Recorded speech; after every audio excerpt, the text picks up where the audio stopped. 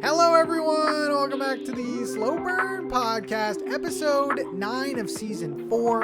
I'm one of your co-hosts, Patrick from Nintentalk, like always, joined by our cozy queens. We got Peyton here. What's up, Peyton? Hello. What's up?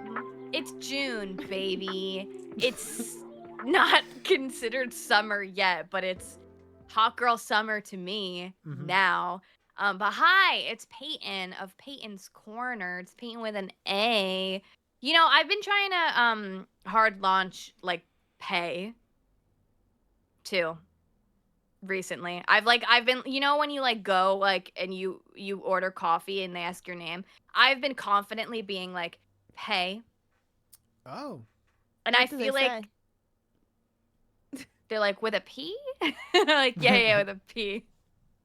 Okay. I'm a different woman now, but yeah, I'm good. Min, how are you doing? I'm doing good. I'm just happy to be here with my favorite co-hosts.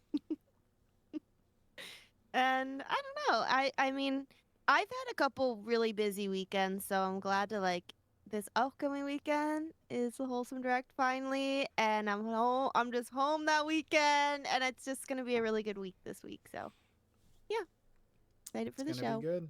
Yeah, this week there's a lot going on for showcases. I think PlayStation has one. I think today there's like a summer showcase or something. So there's like all of Summer Game Fest happening. There's like the women-led ones too.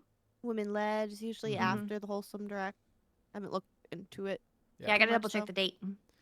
So lots of stuff, including something that already happened, and we'll be discussing that on today's show. Good show. We got a lot of stuff, including... Good show? It's a good show. It's a good show, innit? We got some Steam Deck news, some bad news. We're going to be talking about the Cozy Game Award show and giving our thoughts on that show and some new games that were announced, some world premieres. We have a Patreon discussion. We have a wonderful guest joining us later to talk about Paralives, and then wrapping it up with some emails. So it should be a good show.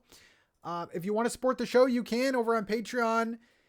Extra content starting at $5 a month. Go check it out. We do an after show after every single episode.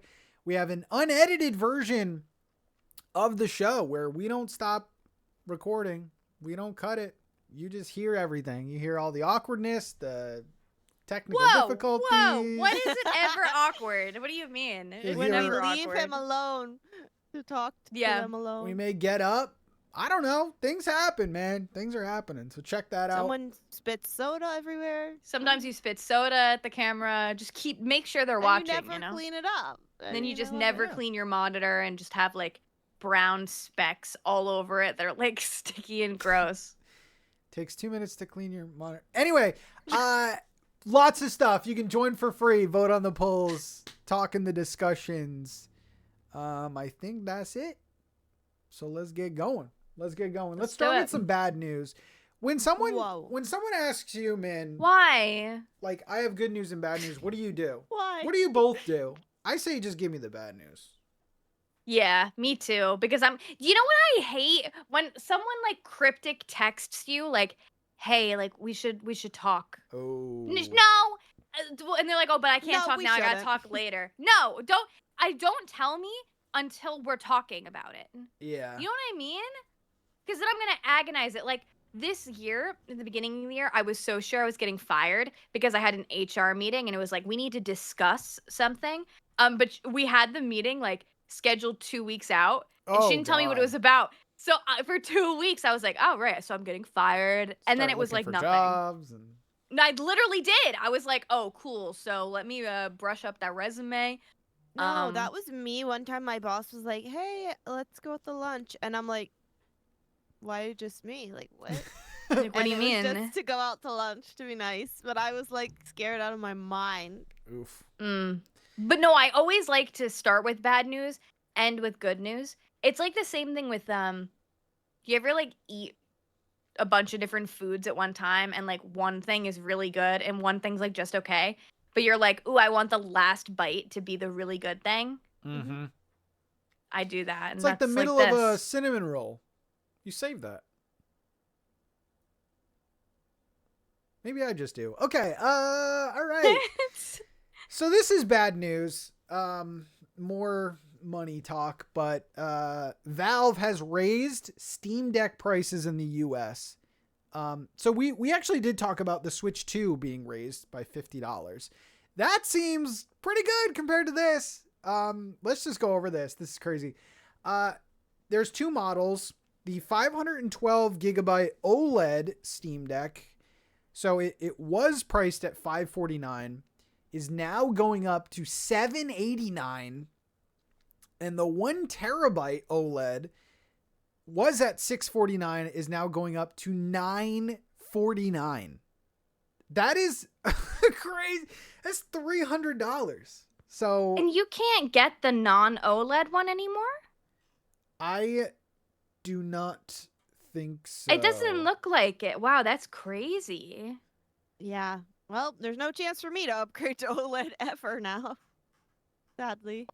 Yeah, so they've been out of stock for a while. They're now in stock, but oh, I mean, I wonder why. I mean, who can drop that price? So I know that you guys have Steam Decks. You don't have the OLED versions. Yeah. No. I always wished I had. I got mine I was able to. A couple months before they announced the OLED, but I got mine as a Christmas gift, and I got the cheapest one, which I think was what, like $400. $500, Yeah. I think. Was the cheapest one $500? I remember mine That's was crazy. like around 500 or something when I bought it. I don't remember though. I gotta ask my mom. Like, Mom, how much did you spend on this for me? I feel bad. I use it though.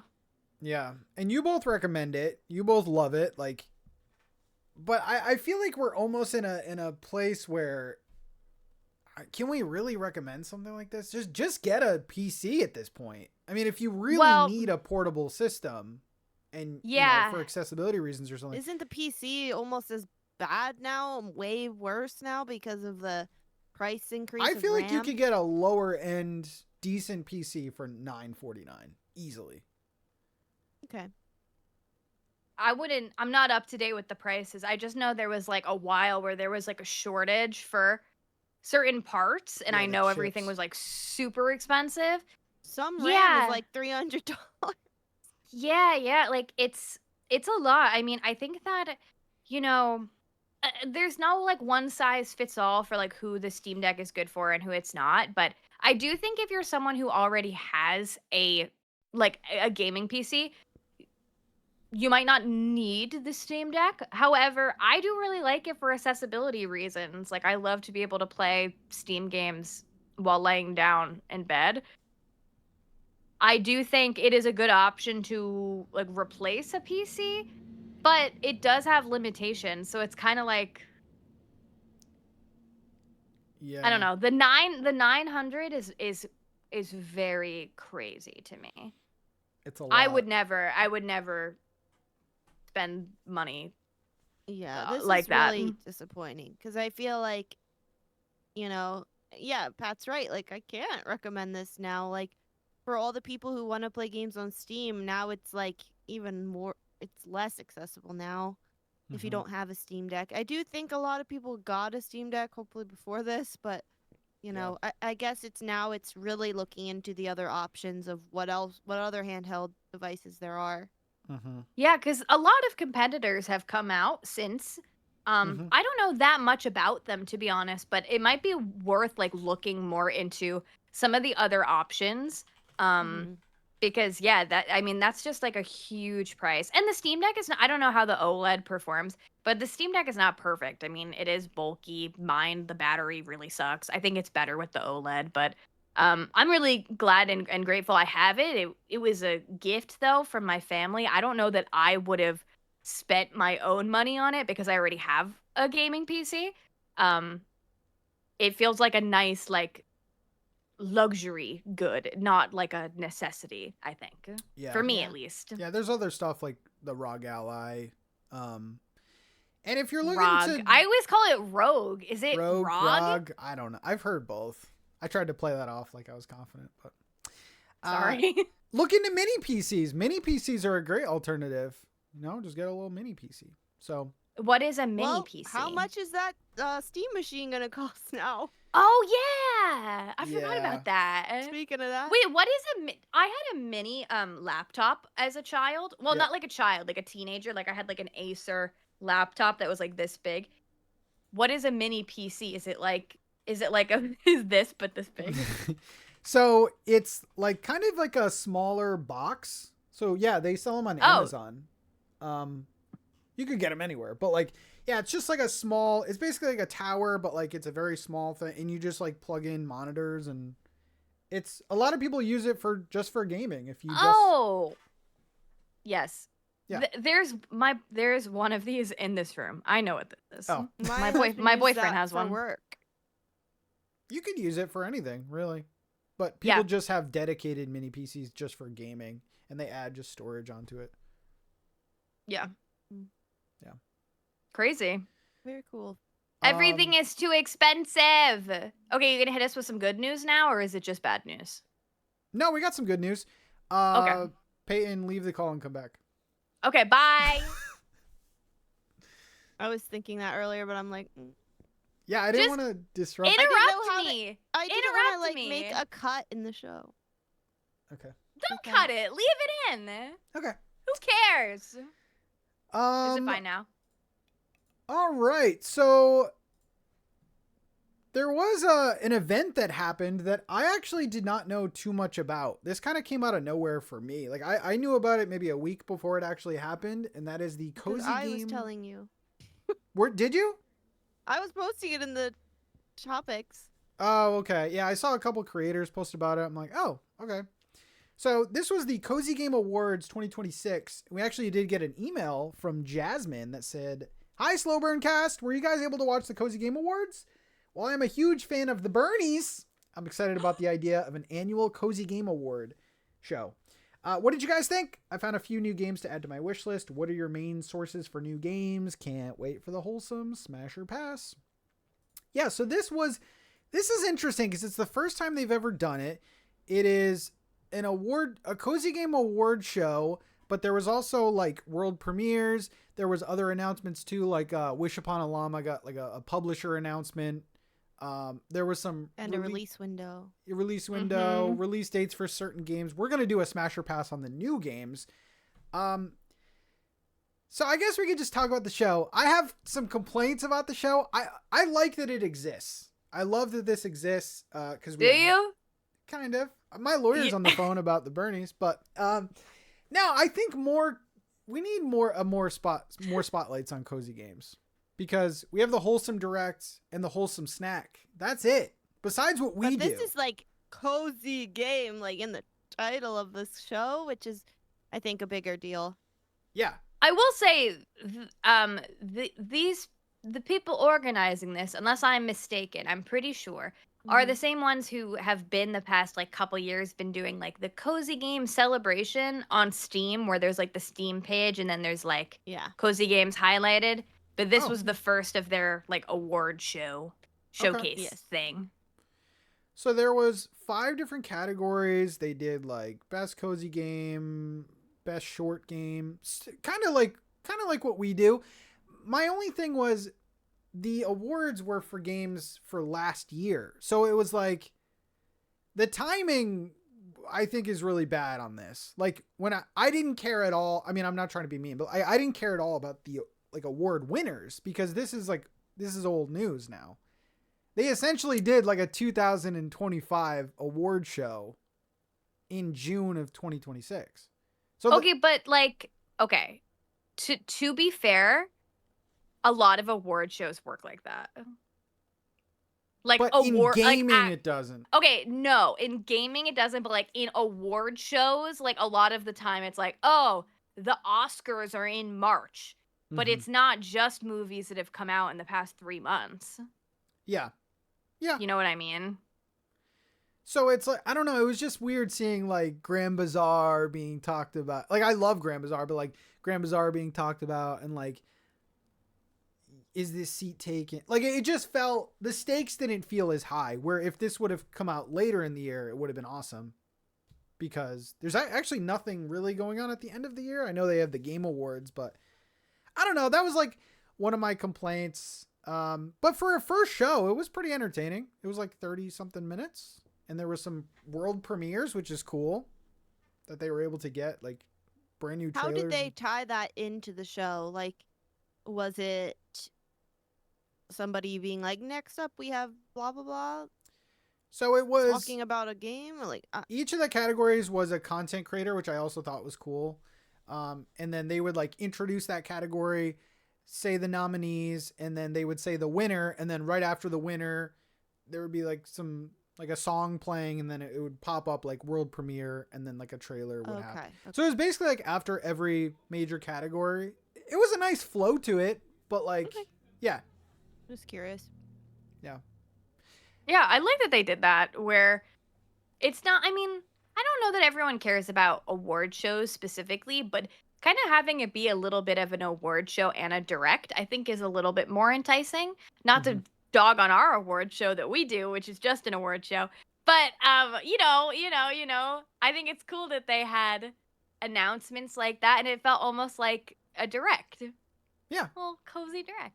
I mean, I was personally there to see like what it was, because it was the first event, but like, yeah, they said that they would have new game announcements. I was like, oh yeah, I'm there. So Did you agree or disagree with any of the winners? I didn't disagree with any of the winners. The only weird I know what you're gonna say. is Tales of the Shire was in Game of the Year, Cozy Game of the Year, and I thought that was a little weird.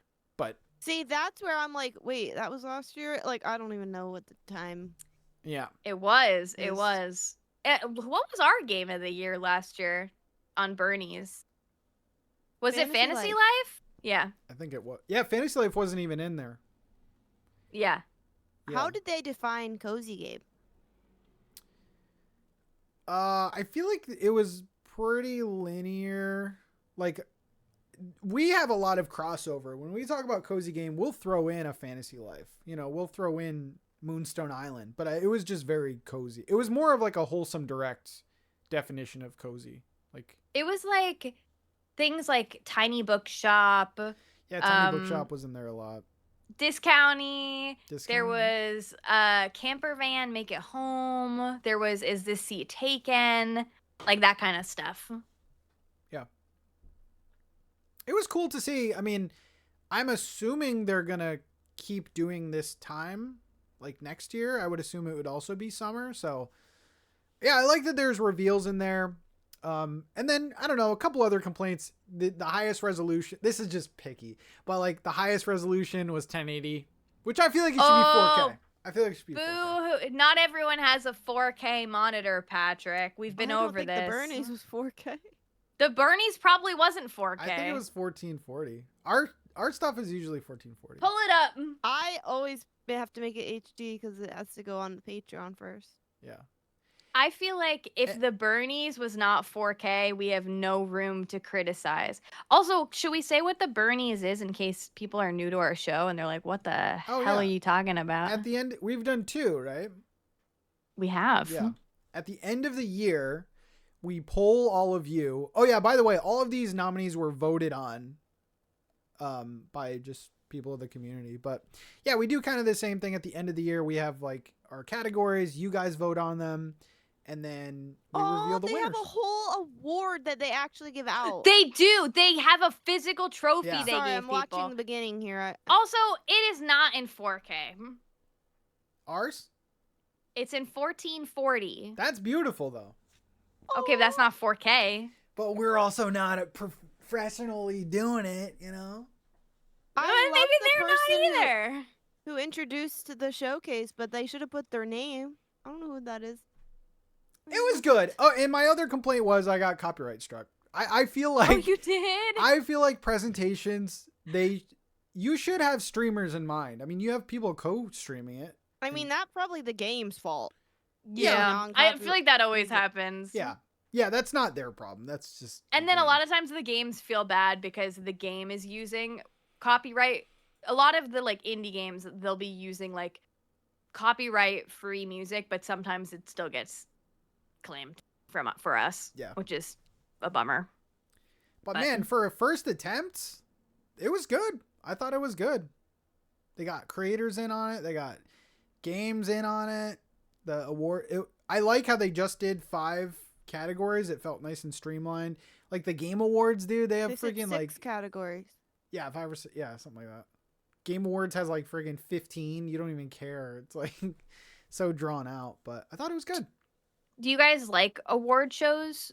Like in other contexts, like do you care? Are you award show people? I don't watch them. I watch the recap after, and I'm like, Oh. cool. 21 Pilots won, awesome. That's great.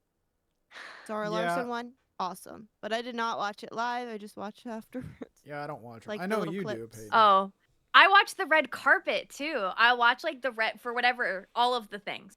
Well, not all the things. Some things I don't care about, but like the main ones, like Grammy, Oscar, Tony, Emmy. We love it. We watch the red carpet, and then my mom and I, we used to always do this, but now she doesn't always watch them. But I do it by myself. I will print out a ballot and I will make predictions of who I think will win, and I'm right all the time. But now people bet. Now people like do it with real money. Like they actually bet. People bet on everything. It's crazy. I know, and it's like really bad because it there's like a problem with it like spoiling stuff. Like the winner of Survivor 50 got leaked because the Kalshi betting was like crazy. Oh. I would never. But I'm like I saw it and I was so bummed. I was like, how are they predicting this one person so randomly? And then they ended up winning the season. It's like, oh, they knew. Yeah, that's rough. Anyways, but I thought it was cool. I didn't watch the whole thing. I was watching you watch it, Pat, but then I had to do work things. So I only watched about half of it. But I thought it was cool. I really liked that they blended the awards with like showcasey things. Wish Upon a Llama like getting something was huge. I mean, like we literally just said on the show recently, like, is that game even real? Like, I don't even know. Well, I thought it was going to be in the Wholesome Direct.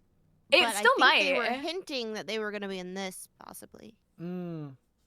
I mean, I wouldn't be surprised if we see them in the Wholesome Direct too. Yeah, I think some of these games are also going to be in there. Yeah, there was information on, we'll probably talk about this next month, but Ova Magica 1.0. It's out, yeah. and it's coming to console next month, so that's cool. Oh, cool. Yeah.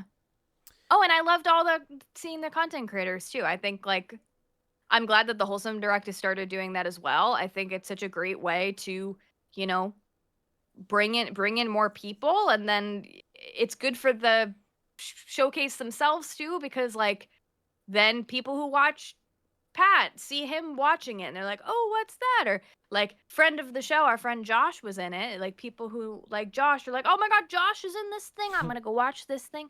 So I just think it's good for all the people. Yeah.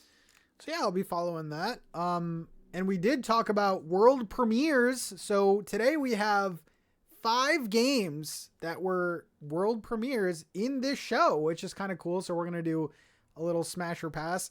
The next episode is our big Wholesome Direct smash or pass, which is going to be very fun. That's probably going to be the entire episode because apparently they're revealing like 50 games.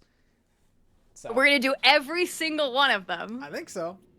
Oh, I mean, I think so, unless there's just like release date information or I don't know.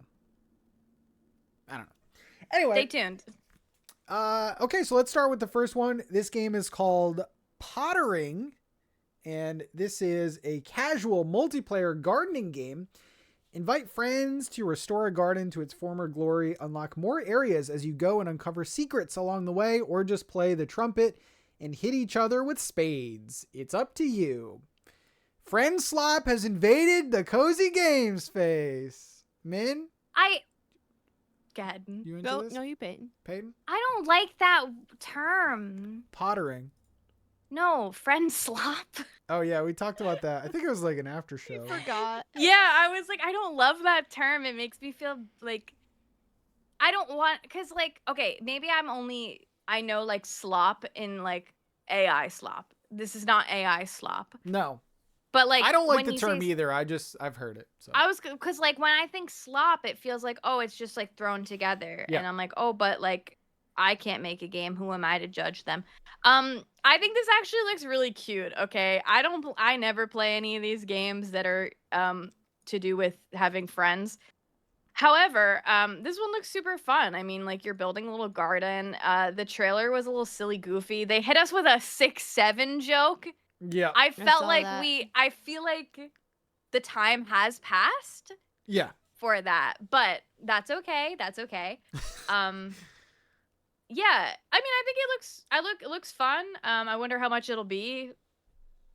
I don't know how insane of a garden you can make, but it just seems like a fun little hangout, easy breezy, beautiful little time. So I'll give it a smash. Okay. Min? Pass. You don't want to plant things with me, What if it Min? was me and Peyton? Yeah. Yeah, but Okay. it's not. Yeah. I don't want to play. Not. I don't know. It's just not one of those games that like particularly excites me. Especially when it's like more so co-op focused. I just don't find myself playing a ton of like, I don't know, just co-op kind of games, sandboxy games like this with my friends. I'm more so like, I don't know. I just am not big on that. Maybe I'm more of an MMO person to play with friends, but not really. Not really this one. I don't know. Nothing's really striking me about it, but I think it's a cute concept, and I think people will really have fun with it. Mm-hmm. But just not something I'm super interested in. Yeah, I think it's a cute idea. I think this type of game could have a home in this community. I haven't seen like a cozy multiplayer game like this. Yeah, I think it's gonna have to depend on the price. And I'm not trying to like say anything about the game, but like I think they should release it for like $4.99.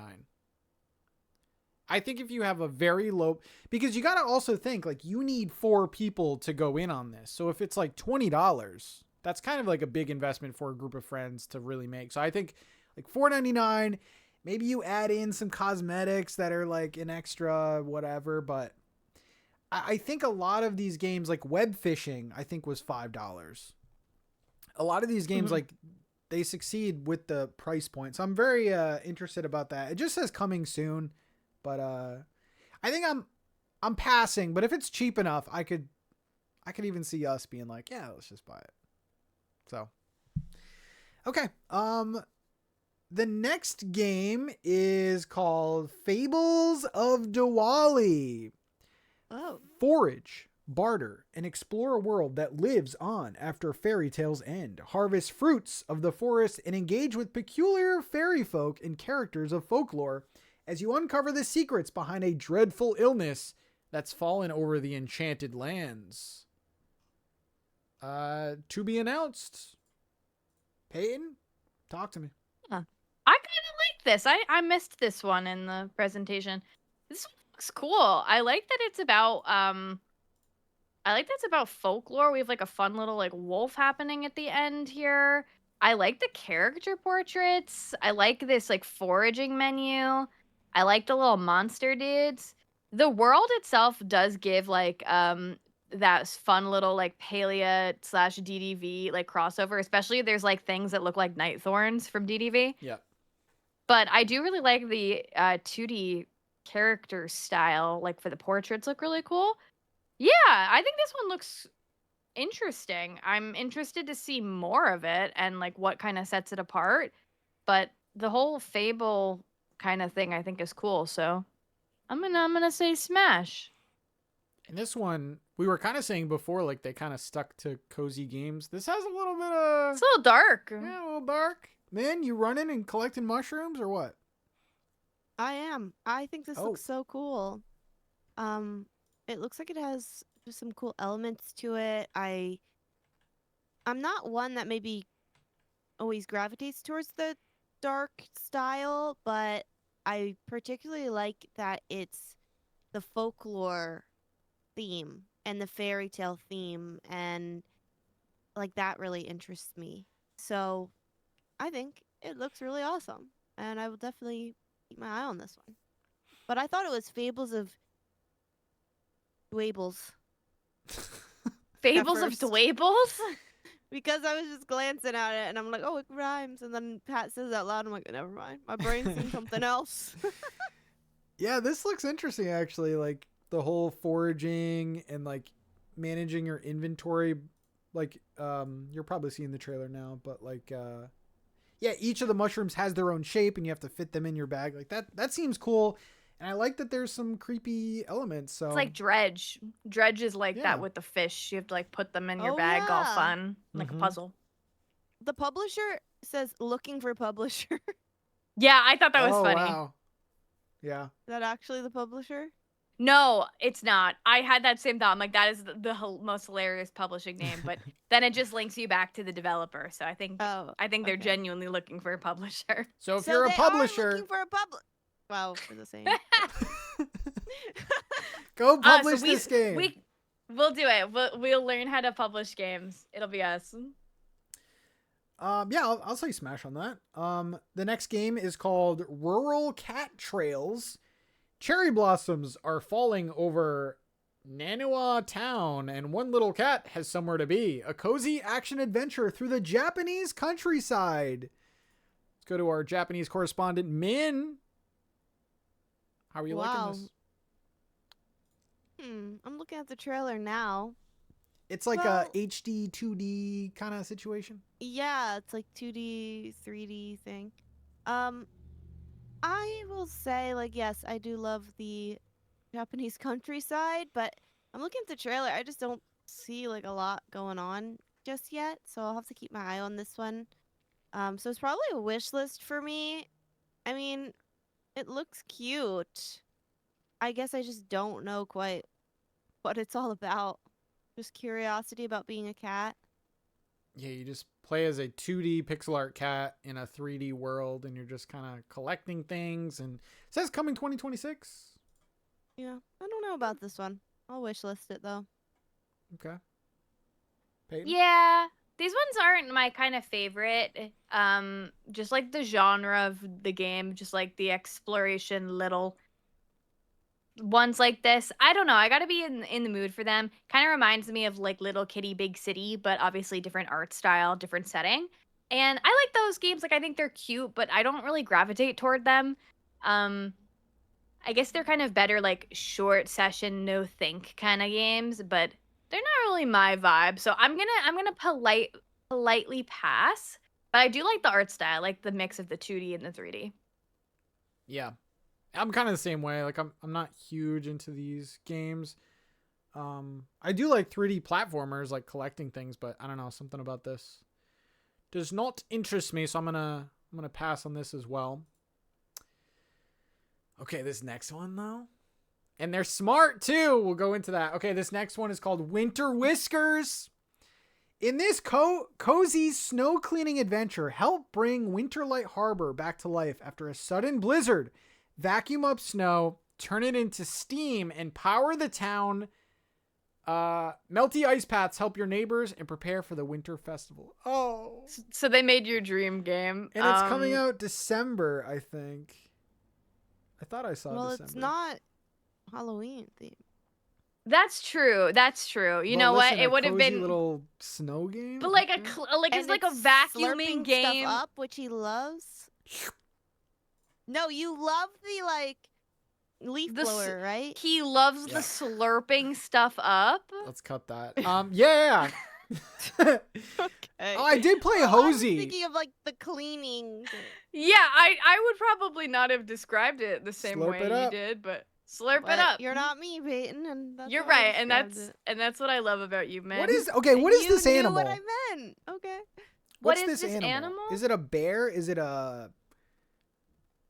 No, it's not a bear. No, it's like it's a rodent. This is a rodent. Like a mouse. Let's go to our rodent expert, Peyton.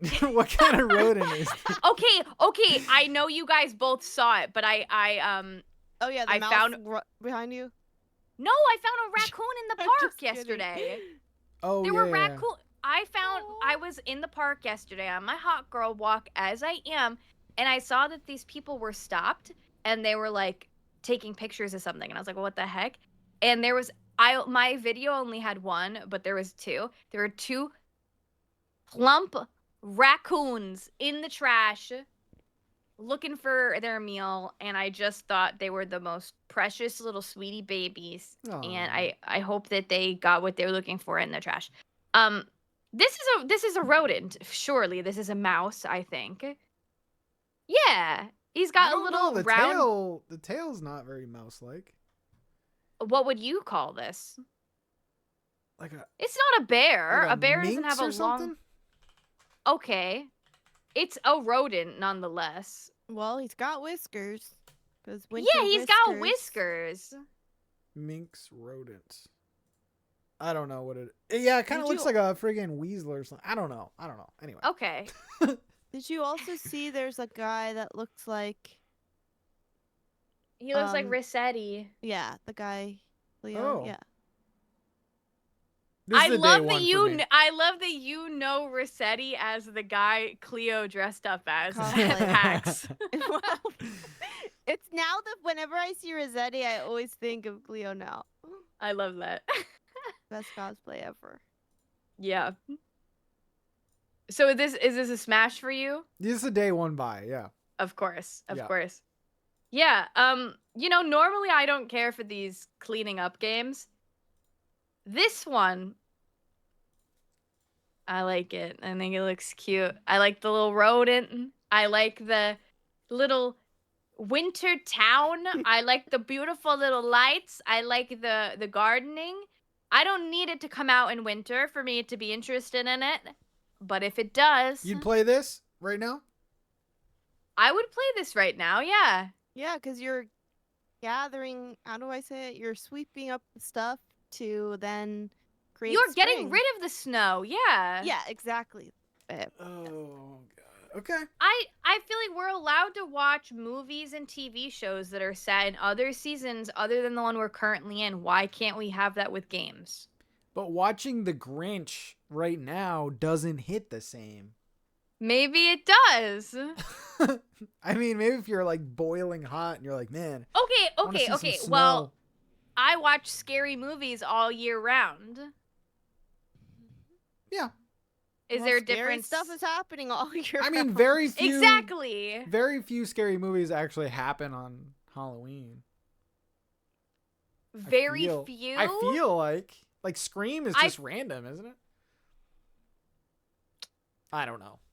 I don't what remember. What do you think Santa's I should know. doing right now? Just preparing for next What I think year? Santa's doing? You think Santa's he learning how to Christmas in July. Oh, he probably hates the idea. When is do you guys ever hear about SantaCon? Are you familiar with the lore of SantaCon? Yeah, I went in 2022. You went? I'm joking. I would love to go though. When I used to live on the Lower East Side, SantaCon was the worst day of my life, man. I couldn't cross the street. I couldn't go outside. Just Santas. Is it in December? Everywhere. No, it's like at a random time always, I feel like. And they're like wasted out of their mind in Santa costumes. It makes me think of in the Santa Claus where they're looking for the real Santa Claus and they have all those fake ones in the lineup and they're like, is any of these him? Nope. Oh, they say it is in December, but I feel like there's maybe unofficial ones that sometimes happen in the summer too. Because I've seen them. Anyway, I'm smashing this game. Okay. Yes, same for me. All right. And our last game is not a sequel, but it's another game in the series, I guess. It's called Wild and Chill. Wild and Chill is a laid-back wilderness escape where you forage, hunt, and craft the off-grid cabin of your dreams. Far from the noise and nonsense, it's just you, your trusty companion, and a pal or two. So there was a game that came out called Cast and Chill. It was like a fishing game. And this is Wild and Chill. I will say that the trailer showed us absolutely nothing except the graphics. And so I can't even answer Smash or Pass on this because I haven't played Cast and Chill. I heard it was pretty good, but I don't. Yeah. There's no gameplay here. I can't say it. I can't. Nah, I'm out well, on you this one. hunt and It's you hot. have a book that you collect all your hunted animal pictures in. Yeah. You would assume, right? But they didn't show us any of that. No, I'm looking at the screenshots. Oh. And then you can see like you're hunting a deer in one of them. Oh yeah. Yeah, I'm Oh, always yeah. like I really don't love the hunting. There's only certain games where I am fine with it, like Palia, because it doesn't feel aggressive. Like they poof into the air and become magic, so I don't really think of it like hunting so much. So I'm probably out on this one just because I don't want to hunt. I don't know if that makes me a hypocrite because We had I to like play the that hunting fishing. game, remember? Oh, the Red Lantern. Yeah. Oh yeah, and I don't want to do it, but I like the aesthetic of this. Like I like the like cabin, warm tones that we're getting here. I like the art style; looks really cool. I'm more interested in checking out the fishing game, so maybe I would be more inclined to do that one. So I'm gonna just pass on this one because I don't know if the hunting is for me, but I do think the art is really cool. Cool. So those were the world Yeah. premieres. You know. Hey, I didn't talk about it. Whoa! Oh. Yeah, the I thought heck? oh. What did I say about it, Pat? Now over to Min with your thoughts on Wild and Chill. Thank you. Yeah, you can't forget me. I have huge thoughts on this. I thought when I first looked at it, I'm like, dang, the art style is so cool. It is. But no, I don't want to play it. Thank you, Pat. Okay. I actually did hear some good things about Fish and Chill or Cast and Chill. Cast and Cast chill. and Fish and chill. Fish and Chill. Fish and chill, not Netflix and chill. Fish and chill, baby. So there you go. I mean, you got some new announcements. They weren't anything major, but like Wish Upon a Llama, you could argue, was a pretty major announcement. Like getting a Well, publisher. we didn't even talk about it. It Talk got a it- release window for what? Winter. Right?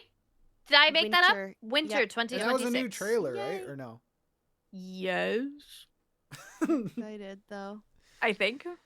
It's very. I'm excited for Ova Magica. That's a game that I've been waiting on because it hasn't been in 1.0, and I'm still gonna wait on it for the console release. So that was like one of mine. I saw she posted about it before that, but I'm excited. Yeah, and Wish Upon a Llama decided not to do early access anymore. Mm-hmm. They're gonna do a full game Cool. launch. That's awesome. Excited to see it. I think we've So, talked Pat, about before You whether gonna or not play it? it looks good. It looks really good. But I was gonna say we talked before about would you guys rather wait longer and it comes out in 1.0 or play it now and it's early access? And I think we were all on the 1.0 train. Yeah, but then it's like more pressure for it to be better. Yeah. That's the only thing. Cool. Yeah. Let us know if you watched Cool. it or heard about it and your opinions on it. Thank you again to Jasmine for the email about it too. Yeah. Thanks, Jasmine. Heading over to Patreon now. We asked you guys a big picture question. Sometimes, we ask you very specific things, but we kind of went big picture with this one. We said, in your opinion, is cozy gaming in a quote unquote good place right now? And then we said, this is obviously very subjective to everyone, but take good place in whatever way you want to. Try to factor in the current games releasing, controversies, early access, 10 out of 10 games, everything, and let us know. So the options were, yes, it's in a great place right now. It's not in a good place right now, or cozy gaming is pretty neutral right now. And it looks like 56% said it's in a good place. I like the place it's in. 4% said it's not in a good place, and 40% said pretty neutral. It's not bad, it's not good. We're just kind of chilling. So, Payton, what are we thinking? I'm bothered that there's 99 votes and I forgot to vote. I could have been the 100th vote, but it's okay. Yeah, I mean, I think that I just took a little peek at some of the comments that our lovely Patreon supporters left, and we'll go through them. But I think because and this is what a lot of them are saying. Last year was not great, I feel like. Overall, last year, there were some good games, but overall, I didn't love a lot of the games from last year. So I think building back from that, this year had a lot of pressure on it. When I think about this year so far, now that we're like halfway through, I think there have been like some huge games. I think more so this year for me, there's been a couple more like huge games rather than like as many little ones. Maybe I just haven't been playing as many games this year, which is definitely true. But I would say it's in a great place right now. I mean, I would say I can understand this divide between the neutral and the great because I think things are good right now, but I am still apprehensive about certain things. Like we've talked a lot about some of these like big like live service games, a lot of games using AI, all that kind of stuff. I don't want to see. I don't love. So I feel like we are starting to look at new games with a little bit of a harsher eye, which I think is good. But I think as of how things are right now, I mean, we're filming this out of order, but I think after the next section of the show too, like I'm feeling even better about these new games that are releasing that are seeming to be really fun and good. So yeah, I would say it's in a good place, but you guys are definitely playing a bit more than I am these days. So I'm interested to hear what you guys think. Man. Yeah, I think it's in a great place. I'm not gonna lie. Especially compared to last year. I think last year we still had some really big hitters, but this year I feel like even January I was like entertained with games and like every month there was at least something I was excited about, even if I didn't play it. Like in May, I was excited about a few games, but I'm still playing other games from months before that were released. So I felt like it was a great month for me to play some of the smaller games that I didn't get to catch up on yet that did release. I was playing a lot of like Lost and Found Co. And yeah, and like Thrifty Business just released. So yeah, there are those little games, but there's been a lot of big games with Pokopia, Tomodachi Life, things that are getting me to pick up my Switch too that I spent $500 on that I want to play. So it's been great from Nintendo and I think also on Steam side, like I got to try out Paralives. I thought that was awesome. And I think like we've also had I think the bad part of all of it is that there is these other games trying to like infiltrate the cozy game space of like the free to play games and stuff. And I think like for myself, I've really been learning to be careful about those types of games and like just to look out for that.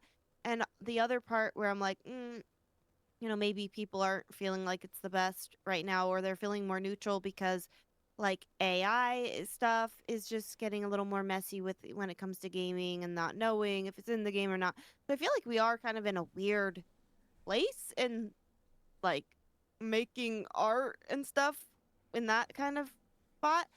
Um, and where cozy gaming is just getting a lot bigger. But I think we are in a really good spot. I think we are in a good place, and I think that it's just gonna get better.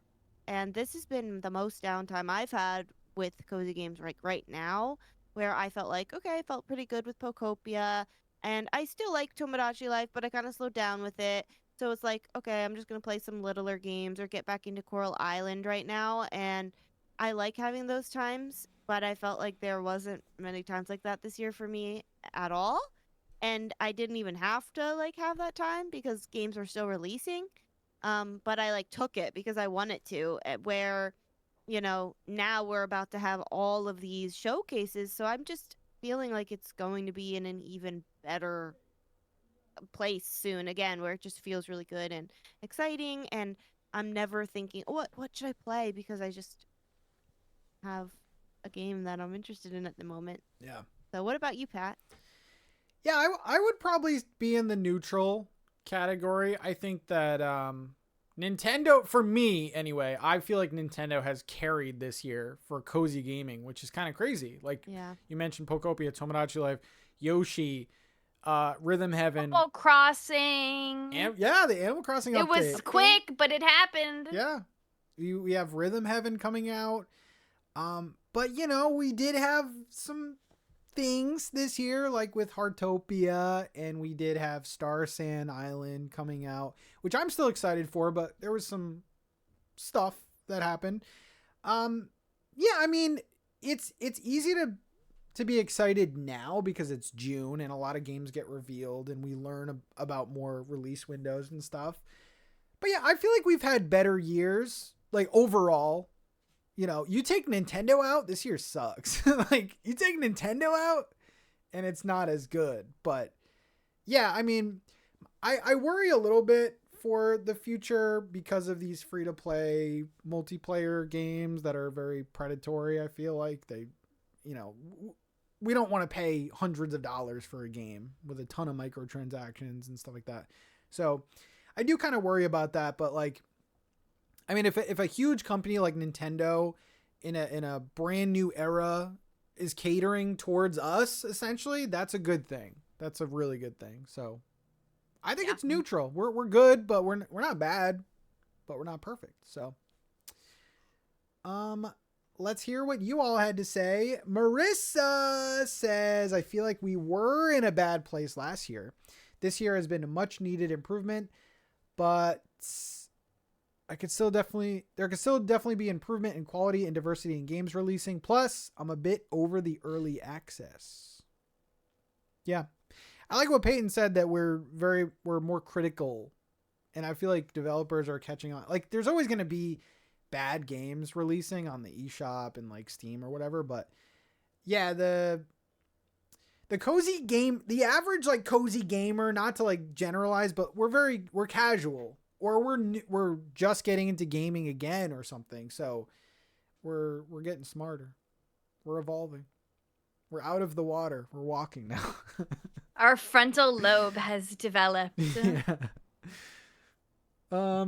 Terry says there are a lot of games. I feel as though the bigger hits were the beginning of the year. I don't even really know what anything that's coming out aside from hopefully Fields of Mystria.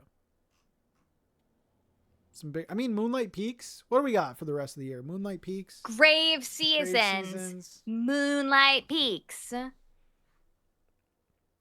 Maybe Witchbrook. Oh yeah, Witchbrook. Yeah. Oh yeah, that Fields of Mystria 1.0. Wish Upon a Llama. Mm-hmm. Loftia. Mm-hmm. Trying to think. And then I think we just don't know a lot of them. A lot of them are about to be revealed, I feel. Yeah. Puff Pals Island. No, I'm kidding. Oof. Ashley. Flotopia was saying they were gonna have news. Flotopia might have something. You're right. Oh, yeah. Totopia. Isn't that another one? I don't think it's Toe. It's Tutopia. Oh, Tutopia. Oh. I was calling it about Toto. toes? Toe. It's not about little toes? I mean, maybe it is Toe. I love it. Ashley says, I think stress around AI in games is bringing down the community. I see online accusations of developers using AI to create their art and requests for lists of studios who use AI so they can be avoided. But in actuality, I think there should be more nuance. In my opinion, there's a world of difference between careless AI slop and using AI tools to help generate code, for example. Yeah, that's a big thing. I mean, with everything, honestly, like AI is such a problem right now. And I just don't get it because I see AI commercials now. And it's just like, I don't know why they haven't realized that AI. A lot of people, when they see AI, they're out no matter what. If I see a commercial or an ad for using AI, I'm like, no, I'm not buying that. Well, because then what? We're gonna like Coca-Cola had like an AI ad campaign, I think. I feel like maybe I wouldn't know how, bad the AI thing is if I wasn't in the gaming community, because like sometimes I'll like talk like in my family group chat, someone sent like an AI emoji of me playing a game, and I'm like, okay, well, I'm not gonna be that one person in the group chat to be like, I don't like AI, I didn't want to, but I feel like other people like outside of it don't get it, like they don't get it.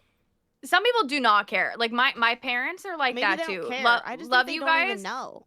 But they don't even know too. Like the amount Yeah. of times my mom will send me Like- something and I'm like, Mom, it's that's AI, right? And she has no idea. And like I think she's like a smart woman, I'm like she's like, oh, is it? I'm like, yeah, girl. Yeah. What do you mean? Like my sister has an AI profile picture on Instagram. Like, what are you doing? Yeah, dude? no, I What are you can't. So doing? many people do. But yeah. I guess no, this is a good point. Now I feel like I am a hypocrite because if I find out a game has AI, I'm like, I'm out. But I have watched like Coca-Cola make commercials with AI and I still frequent a Diet Coke. So like maybe I am the problem as well. But it's like it's so prevalent and it's so much all at once that it's like even Google, now when you Google anything, the first things that come up are AI overviews. I think now they're making like plugins so you can have that not be, but it's the default when you're doing it. And it's not always right. It's not always accurate. no! Oh my God, it's made my full-time job a nightmare because people will Google things and then they'll call and be like, I heard this is happening on Broadway soon. Is it true? And then I'm like, no, it's not. Yeah. And it's just like, it's the worst. But I do understand though this comment. Like, I feel like whenever I see a game now too that's new, I'm like, and it looks good, I'm just like, what if it's AI though? Yeah, I'm scared of that too. I'm always scared because then I'm like, oh, I don't want to support it. But like sometimes it's getting harder to clock sometimes. Like sometimes it's so clear and you're like, oh God.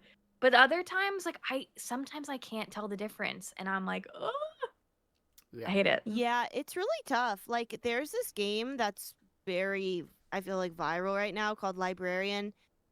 Tidy up the Arcane Library, and I'm like, oh my God, this looks so much fun, so good. And like I will admit, like I'm not always the best at catching AI.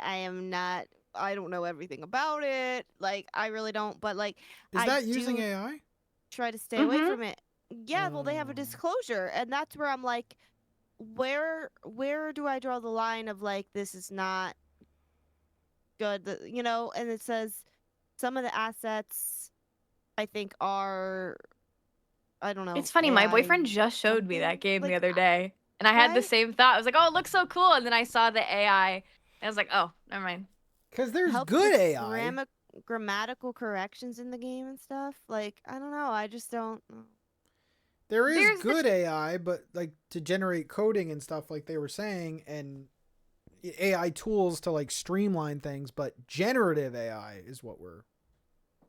Yeah, I think because the main thing about it is specifically in terms of like the art, it has to take from something. And some generative AI only takes from like what has like their own platform of things that have been submitted. Yeah. But that's not always the case. So what happens is it's stealing artists' work, and also there's also just like the environmental factor of the usage of all of the AI. So, and then it's killing like indie artists as well. It's like, oh, it'll take a human so long to create this thing, and yet now we have a robot doing it in 0.555 seconds. And it's like, even I was joking about like getting fired before. When I was looking for jobs earlier this year, every job ever is AI. Just like every job ever in like every single industry is AI. So it's not just happening here in gaming, but we're just, seeing it a lot because it's just like a new thing that we, 5 years ago, I don't know about you guys, I wasn't worried about games that I was going to play having AI art. Like, I don't even think I knew what that was 5 years ago. So. Yeah. But then we have Jacqueline that says, I remember when I first started playing cozy games, it was nothing but farm sims, which I am personally not a fan of. Now there's more farm games, but with unique variety. I'm talking about you, Grave Seasons. I'm looking forward to wherever the cozy devs take us. That is true. There's a lot more variety. Like, people are more so willing to take chances now. They'll make a game about, like last week we talked about making a flower arrangement. There's a whole game about that now, Yeah. So that wasn't a thing a few years ago. So Yeah. Yeah. Any other comments? We had a lot of comments. Yeah, Mindy said, I've enjoyed so many awesome games this year. Coffee Talk Tokyo, Inkombini, Yoshi and the Mysterious Book, and Pokopia are all peak. We even had the first Cozy Game Awards, which, while slightly underwhelming Ooh. and poorly timed, the tea, had some great reveals. I'm so excited for Wild and Chill. In the industry as a whole, cozy games are getting more and more recognition. Who would have thought a narrative driven game, Mixtape, would receive such critical praise? It's a sign that the cozy genre is more and more revered. We're in an awesome place waiting on Haunted Chocolatier and the next Animal Crossing. Such epic things to stay excited for, and so many awesome games to play whilst we wait. I'd argue that this is the absolute height of cozy gaming. Whoa. Okay. Damn. One could argue that. All right, we'll do one more comment from Paulina. I think we're in a good place right now. Last year was pretty bad / mid in my opinion, but this year I have been so excited for some games, and I'm really looking forward to more of them. Witchbrook, Moonlight Peaks, Wild Society, Grave Seasons, etc. We've also had some major cozy games, and I think we have seen something that is very hard to achieve. A large community posting videos and making content for some cozy games, Pokopia, Tomodachi Life, Paralives. While this year is still not perfect, I really think it's been packed, and I've been way more excited than previous years. That is true. There are games that are actually sticking this year. Or the easiest way to see if games are sticking is, do you see videos being made? Do you see like content and stuff being made? So that's a good point. Yeah. I feel like it's kind of like, would you rather have slow years like the past couple of years where nothing really controversial is happening, nothing really huge games are really happening, or maybe once in a while, or like this year where we are having big hitters, but we also have all the controversies and the AI and all the free-to-play things with it. Like, I'd rather have this, to be honest, even though there's always going to be controversies and stuff. So, well, thank you so much for commenting. If you want to see even more comments, head over to Patreon. You can see it for free. Very excited. When we get back, we are going to be joined by a very special guest, Let's Play K, to talk about Paralives, which could be the Sims killer. More on that right after this.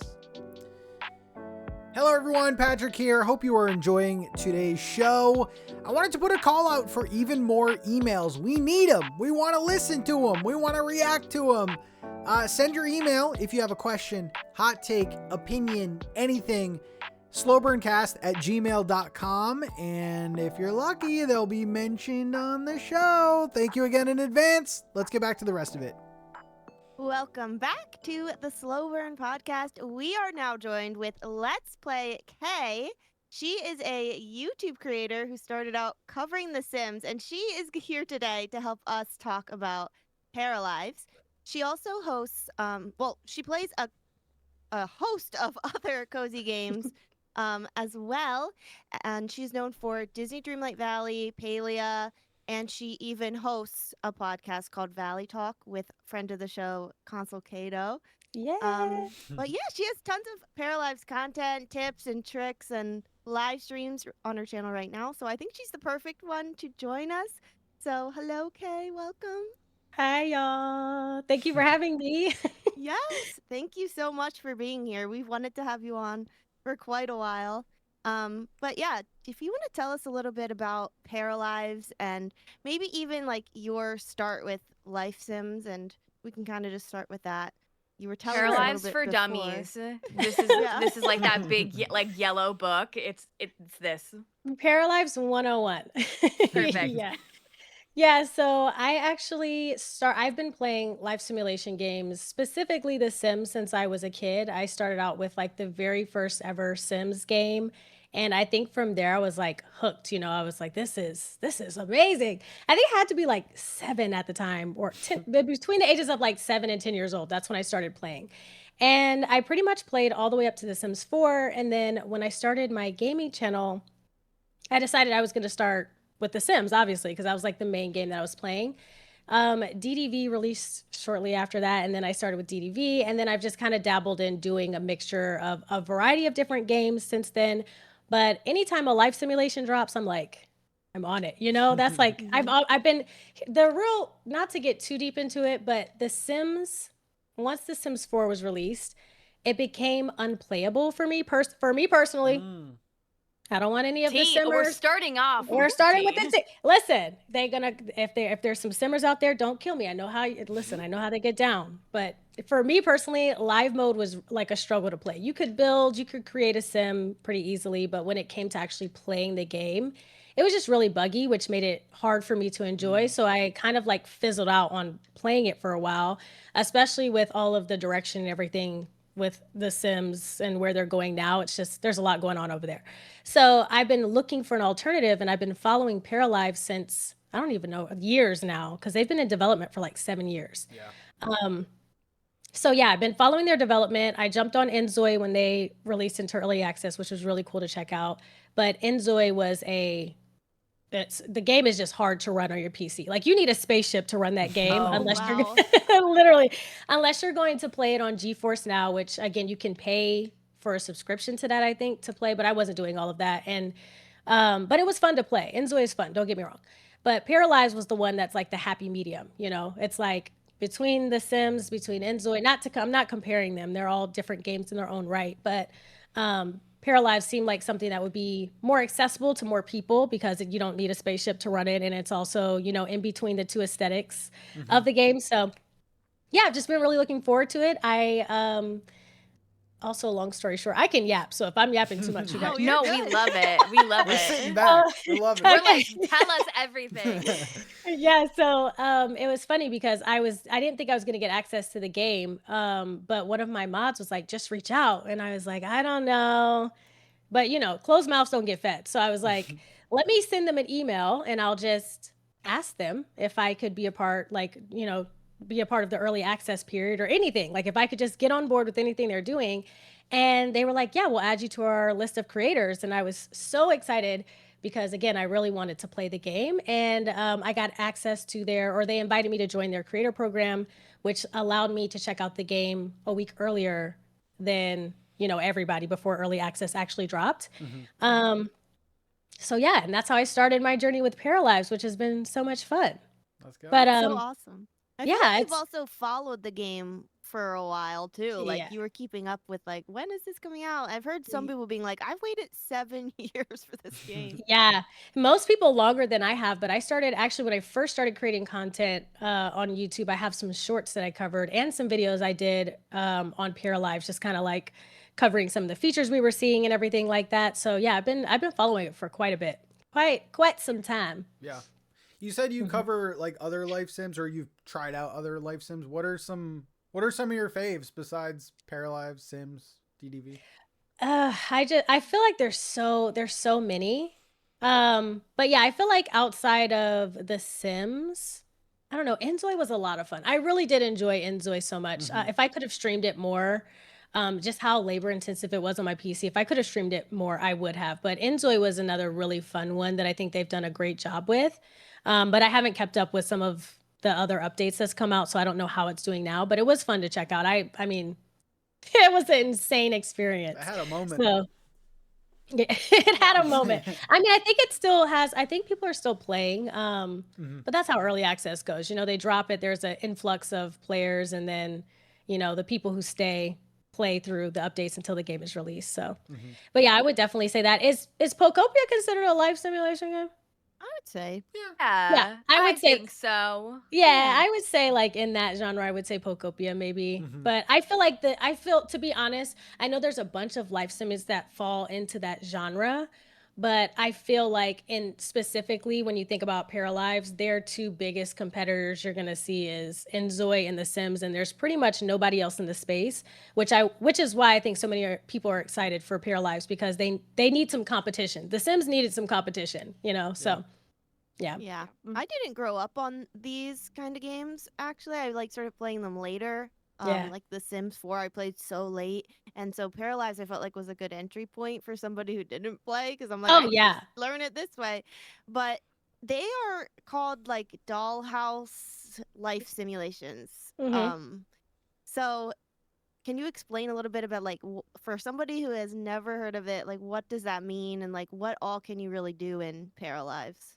Yeah, so Dollhouse it's a funny way to put it, but I guess it is kind of like Dollhouse, Yeah. especially with how you look at it when you're like paras are in their houses and stuff. But essentially, it's a dollhouse life simulation game that allows you to create paras or their parafolk, however you want to say it, and you basically control their lives. So you create whoever you want to create in the game, and then you'll move them into a house, or maybe not. Maybe you start out homeless. Whatever floats your boat. You can do whatever you want, Love and it. you start.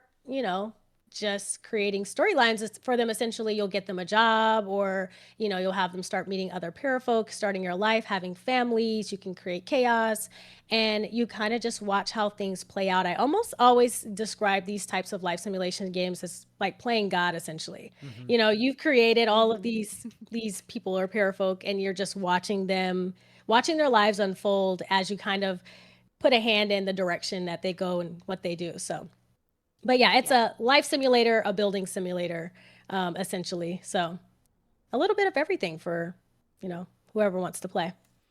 I wonder for you, what is your like preferred part? Are you a character creator person? Are you a like building person, or the like let's let the chaos unfold in the play out kind of vibe?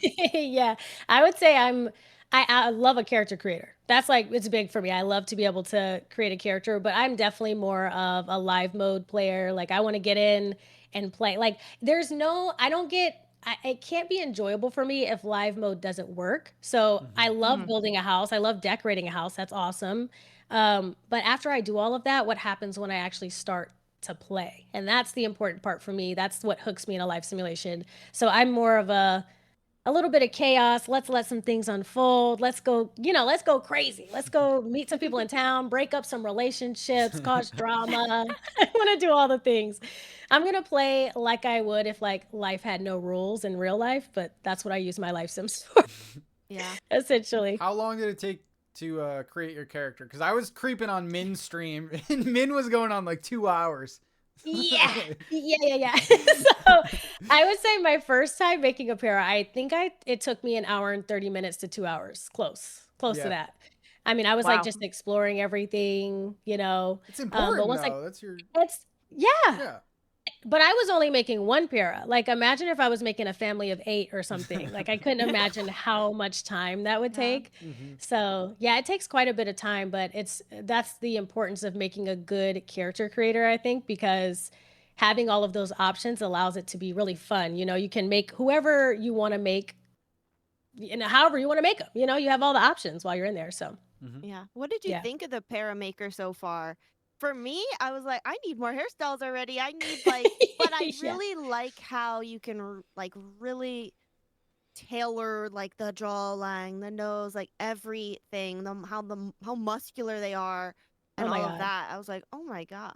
Super impressive. Again, it was really shocking to me because I've played, again, a lot of life simulation games. And one of the things I think that you don't see a lot is, again, Enzoy did a pretty good job. The Sims is just kind of like, okay, when you compare, people hate when I compare this game to The Sims and other games. But like this all we have to compare it to. But when you compare it to Yeah. The Sims, we have the amount of sliders we have is literally insane to me. Like even especially the height slider, that's something I think a lot of people have always asked for in these games, like being able to have varying height differences for your characters was really an important aspect. So the fact that they did that and did it so well, Wait, The really Sims impressive. doesn't have that? Mm-mm. No, What? I don't know if there's a mod for it or anything, but yeah, we did Oh, not have a height slider in The Sims. Are Yeah. they just all the same height, I or do you think get to so. pick?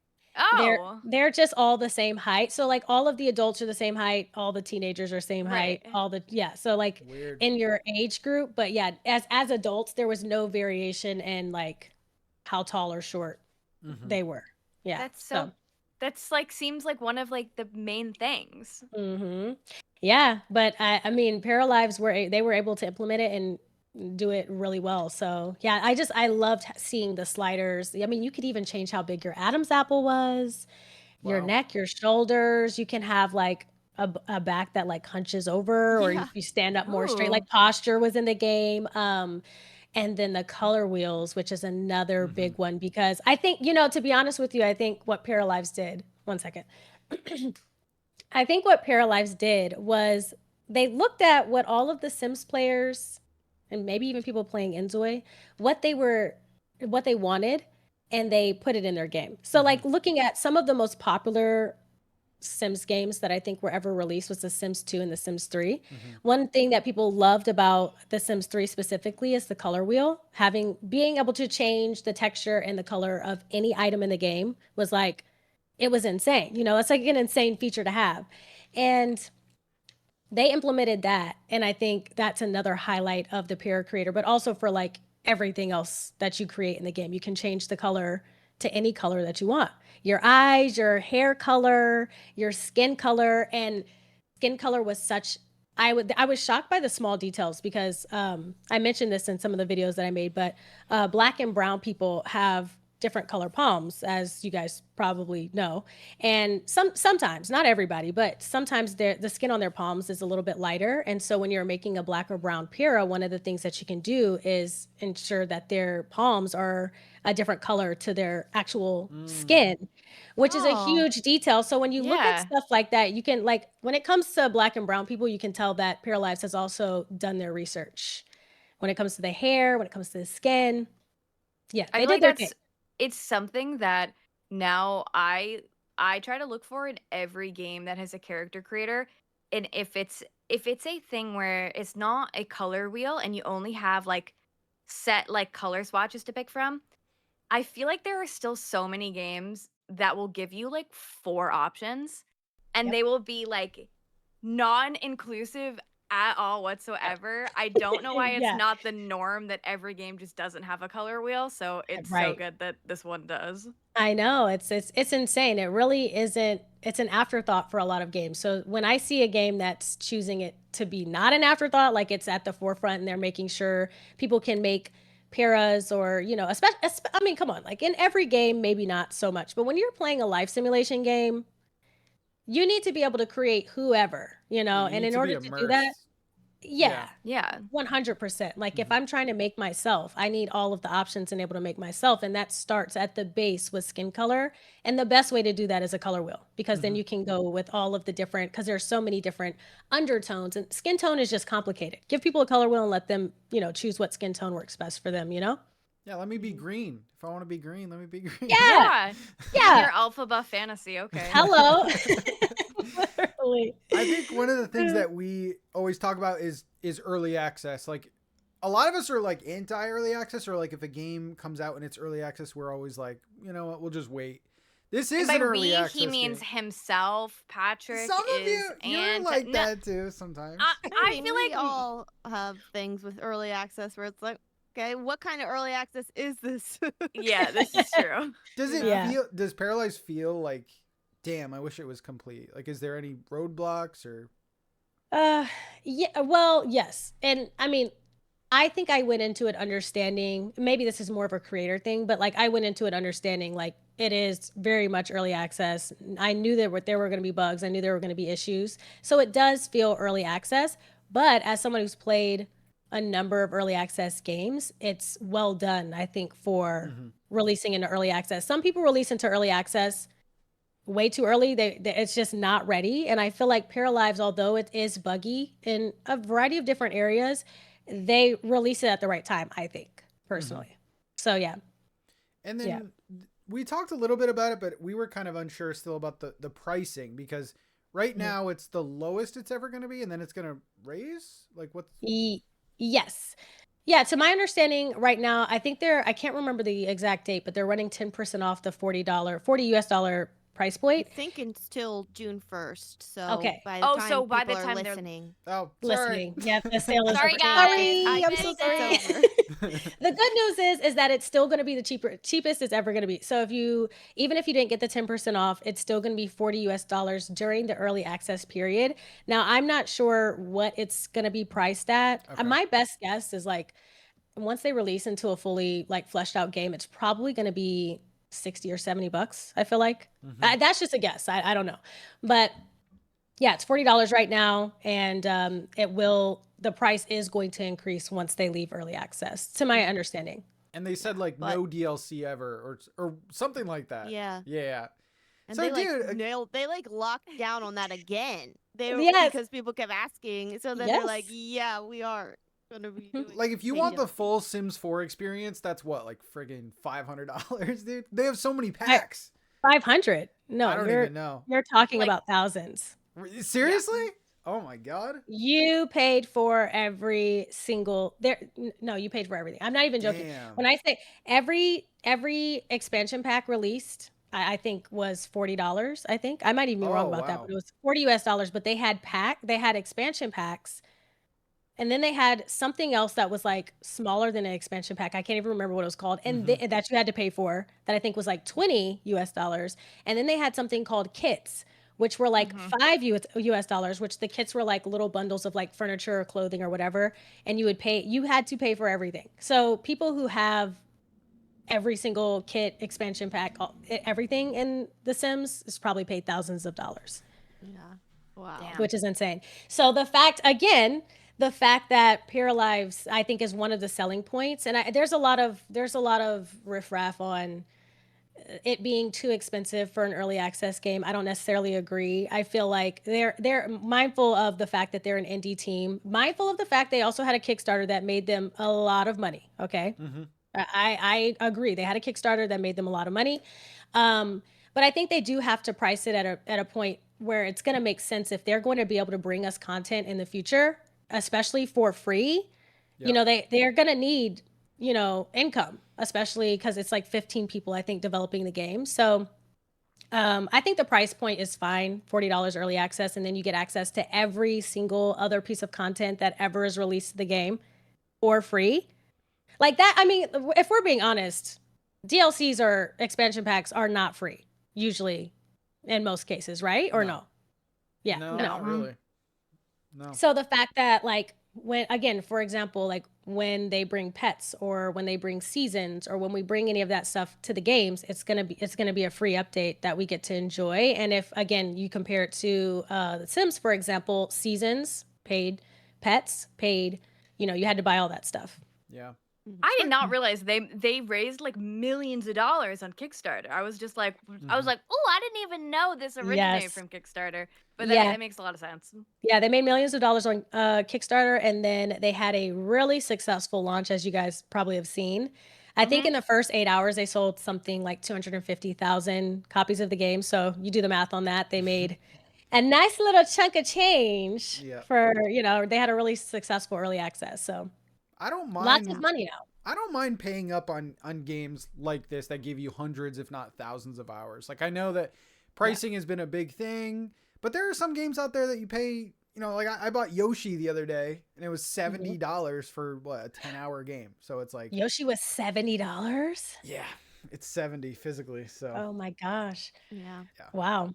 Yeah, 10 hours is like when you think about gameplay, and like 10 hours is so fast. It's so quick, Especially if it's like a platformer where you can replay it, I'm assuming, but probably not as often as like a more open-ended sandboxy type of game. Absolutely. Yeah. I feel like anybody who's familiar with playing Life Sims, they're going to get hours and hours and hours of gameplay, even in the early access period. So yeah, I think the $40 price point is worth it. I even think once they raise their prices, if you're someone who decides to wait, I think even with the raised prices, their promise of no paid expansions, I just feel like you'll definitely get your money's worth if you're a Life Sim genre lover, Yeah. And I think too, like you could buy it now at this price, not play it until it comes out. Because they said about 2 years, whatever. Some people do that. They buy them early access at that lower price, and then once it comes out fully, if you already own it, it's just an update, so you can just play, Yeah. No, absolutely. game. I've been recommending that. I'm like, listen, if you got to know yourself, right? But like, if you know for a fact you're purchasing the game at some point, purchase it at the lower price point. You don't have to play it, but at least, get your money's worth by purchasing it now during, when it's going to be at its lowest price, and then just play it whenever you're ready. But I would get the discount if it was me.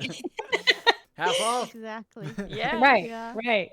All right. So what did you think of like before I go to Pat, but what did you think of like the build mode? I just saw a video like comparing the build mode of The Sims to the build mode of Paralives, and like the easiness of Paralives versus The Sims.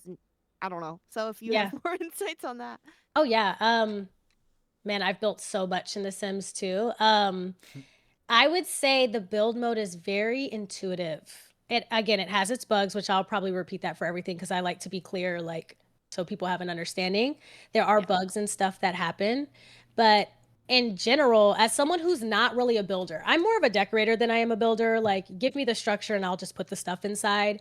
But even as someone who's not a builder, I played around with build mode and it is very easy to use. They made it very simple. My biggest complaint is probably putting on roofs. Like I don't know about y'all, but like I cannot confusing. I can't put a roof on a building to save my life. It's like a in any game, I just can't have a roof. No, just forget about it. It's open. Hope it doesn't rain. Yeah. If you don't have for real. literally, if you don't have an auto roof feature, forget about it. It's gonna look a mess, and that's just what it is. But yeah, so I struggled there. I know that they're planning on doing more with roofs and stuff, but outside of that, I mean, curved walls. They have a separator tool that allows you to like separate, invisible separator that allows you to make like subsections in one room, and then you can paint those their own colors. Oh, that's so cool. Yeah, I mean, they have some really fun, some really fun tools that you can use to build, and they're cluttering. Y'all, when I tell you, I can't. This is one of the parts that like gets me, because if you've played The Sims 4, then you have to use bb dot move objects on. Like, you got to use the cheats. If you want to overlap, if you want to set things on top of each other, like, you had to use cheats in order to actually do some of this. Like, you can just set things on top of each other in the game. You can overlap them. They can be clipping, like whatever you want to do, you can do that. And you don't have to use any cheats or anything. It's just like in their build mode. Even when you look at games like Palia, one of the, y'all are familiar probably with Palia. There's the glitching that you have to do. So you have to like set something on a shelf, on a wall, and then you have to like rotate it, and you have to, it's like a multi-step process just so people can clutter certain items or put items together. And in Paralives, you can do it naturally, very easily. So yeah, the build mode is really intuitive, and I feel like they've followed through really well on their promise of saying, because their goal was to make it intuitive but not make it difficult for people who aren't builders. So if you are a builder, you can create something magnificent, but if you aren't a builder, you can still make something without being too overwhelmed, I think, and I think they followed through really well on that. So. Yeah. That's awesome. I was impressed, I will say. And the resizing of like all the items you place and everything is so cool. I made a weed that was like this big in the game, and I made it bigger than my house by just dragging and dropping a button. They also have something called an advanced transformation tool, and this tool will let you literally play with the object, making it paper thin or making it super wide or super thick. And you can also, that's and so you can, cool. You can use it. What people will probably do is use it to make their own objects. So essentially that tool just allows you to transform it in any way, and you can use it to probably combine other objects and then make whatever you're trying to make in the game. Like, you have full control over all of the objects in terms of size, overlapping, like everything. You can change everything about an item in the game, which is impressive. Yeah. That's huge. No, I was going to say, if there's anyone that's going to be upfront and honest and tell it like it is, it's going to be Kay. Is this a Sims killer? Or is it just a passing thing? We've had Inzoi, which had its moment, and people are still playing it, but I don't know if I would define it as a Sims killer. I think the only thing killing the Sims right now is themselves, unfortunately. I think that it's going to be, if we're going to define it as a Sims killer, I think it's probably going to be that for people who are looking for an out from the Sims. So a lot of the Sims community is looking for an alternative that they can jump to and play it like they did when they played The Sims. Although it is still very different from The Sims in a lot of ways, which I'm sure we'll talk about. But I don't know if it'll be a Sims killer. The Sims is like, the Sims community, there are some people that will never stop playing that game. Yeah, it's massive. But I do think it is an excellent competitor right now. And I think there's a lot that The Sims could probably look at what Paralives is doing and pull from that, because they've brought in a lot of features that the Sims community has been asking for a really long time, and put it in their game. So Yeah, I think Yeah. it's an excellent competitor. And honestly, for me personally, it's a Sims killer for me because I mean, I'd stopped playing for a while, but I've needed an alternative to the game. And this one, if I look at the two, Inzoi and the Sims and Paralives would be my choice right now, Do personally. you feel like long term it can stay relevant? Because I think, and I know that's a hard thing to answer, but Yeah.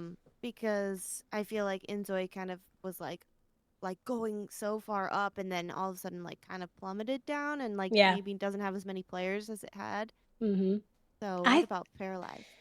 I think that from what I'm seeing and feeling in the community, I think Paralives has a better chance of lasting longer. The energy just feels a little different around the game. I don't know. Like Inzoi was like more of a curiosity thing. Paralives seems to be more of like we've been waiting for you. Welcome Like home. this You is know. what we really wanted. Yeah, Kind of this is thing. what we really wanted. And again, I think the difference between Inzoi and Paralives is the fact that a lot of people cannot play Inzoi. They just can't do it because they don't have a PC that can actually run the game. And if you do have a PC that's not like super high specs and stuff like that, then you're just playing a pixelated, blurry mess of a game, which nobody can enjoy. So I think Paralives, again, being able to play it on PC and MacBook opens up, for a lot more players to be able to play, number one. And number two, I just think that they've done some things that really set themselves apart. And I think enjoyed my experience playing Paralives more than I've enjoyed Inzoi, even though they're two very different games. So, but again, I do think it has, especially when they start releasing, more content. I think that it's going to continue to develop, and the love that they put into the game, I think that they're really going to do their best at making it the best it can be. And I think over time we're going to see this one continue to grow in popularity. I think, but I could be wrong. Yeah. We'll see. Okay. That would be great. Yeah, Are I there know. any things that are not in the current early access build that either they've confirmed are going to happen or you just are like really wanting? Like what are some things sticking out to you of like the game's great, but would be better if it had XYZ thing? Oh yeah. There's a lot of things. They have an early access roadmap, but just to name a few, one thing that really stands out, I don't know if people are aware, but they are dedicated to creating a town builder, meaning Oh. that creators can go in and build their own world, their own shops, their own buildings, their own homes, like literally creating their own town. To my understanding. Now we see a preview of this because they have I think it's edit town mode or something like that in the game, which enters you into a big green square of land and you can just create to your heart's content. It's like true sandbox mode, but I think in the future their goal for that is for people to be able to make their own towns for their Paralives to live in, which is So cool. Yeah, it's massive. So that's something that's coming. They're going to be bringing pets soon. They're going to be bringing pools. They're going to be bringing seasons. And those are some things that I'm really, really looking forward to. Because I think for me, like the base of the game needs to be like all of the normal stuff you would expect or find in like real life. And then you continue to expand from that. So as they add some more of that stuff, I think it's going to be really cool. But their main focus right now, according to them, is to optimize gameplay.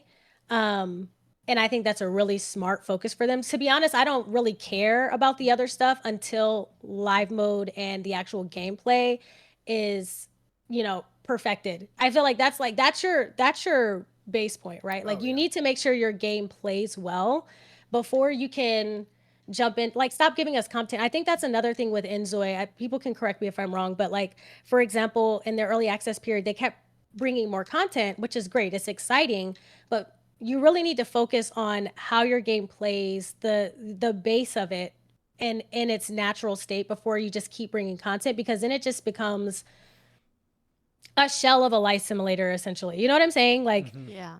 focus on the gameplay and the core game mechanics, and then you can move forward to the other stuff. Yeah. Yeah. And these types of games are much bigger than people realize. Like there's the build mode, there's going to be that town building mode, there's the live mode, there's Yeah. the para creator. Like that's a lot of stuff for an indie game, like an indie team to be working on. So it's Oh my great they have so gosh. much funding. Yes. also there are mods built in for this game through the Steam Workshop. Have you looked into Yeah. any? And like, what is that community like? Because I heard it's kind of like the first day there was like tons of mods already. Well, there's a lot going on this. There's a lot. There's tea on that side. Oh God. Lots of stuff going on there, but yeah, I feel like one of the coolest things is it's basically you can mod the game. They've given us in early access the ability to mod the game. Now, I don't know a lot about creating mods, so I don't that's a different world there, but I do love downloading mods. I have a couple on my list that I want to download. I've downloaded some hair, but a lot of people are like making edits for like town mode, finding paras. We have different objects that they've added as mods. Different skin effects, because I think one thing that you guys may or may not have seen is one of the biggest controversies of Paralives is their aesthetic, their overall aesthetic. It's not, it's cartoony, but it's also like an artsy, cartoony vibe, essentially. You know, the paras have like these lines on their skin. It's very artistic, which I personally love, but people either love it or they hate it, and a lot of people hate it. So there's already like skin mods out there that change your para to look more like 3D or like remove the outline or yeah, something, right? it removes a lot of the outlines and stuff. So like I mean, the mods are growing by the day. Like people, once it came into early access, people got to work, and they got to work fast. Now, the problem with that, though, is to my understanding, and I haven't done too much research into this, but if you guys don't know, the Sims community has a community of modders who basically, well, how do I put this without being too judgmental? I'm not being judgmental. I'm just trying to provide the facts. I'm kind of in the middle ground about this, but they basically charge for their mods. So basically, yes. So there's a paywall basically, and the item that they've created or the objects or whatever, the mod that they've made will be locked behind a paywall for a certain period of time, because I think EA has, or The Sims has, guidelines in place for how long something can be paywalled. It can't be paywalled forever. So they'll lock it behind a paywall, and if anybody wants it early, they'll pay for it. And a lot of the mods people buy. And now I think people are doing the same thing for Paralives, essentially. So the same modders that are modding for The Sims are now modding for Paralives, but they're trying to lock different mods behind a paywall some type of way. I don't know exactly how that works, but people are not very happy about that right now. Interesting. Oh, that's a bummer. I want to Yeah. I want to see if Kay can guess this. So I just went on the Paralives mods page. What is the #1 most popular mod that is downloaded by over 3,000 people? Oh, is it the skin mod? It's the disable sensor mod. My God, wicked whims! I swear to God, yeah. I was gonna say, I was like, is it a thing I would probably like? Is like what my mind immediately went to. I was like, oh, so there's a dirty mode of the Quick game. mod to disable the censorship that is shown when someone goes to the toilet, shower, etc. I can tell you that there's a mod out there that's way worse than that one that has to do with resizing, and that's as much information that I'm going to give you. There we go. Yeah. So there's a mod. Wow. There's a mod in The Sims called Wicked Whims. And Wicked Whims there's a bunch of different features to it, but one of the features is uncensorship. They get it on and you see it. Yeah, basically. Yeah. So that's not shocking to me at all. Yeah. The Paralives team actually commented on somebody's post on Twitter. They were like talking about these mods, and they were like, we love to see the creativity. Like they're just all for it. Comment. Yeah. Kind of crazy. But yeah, there's a lot of mods dropping right now.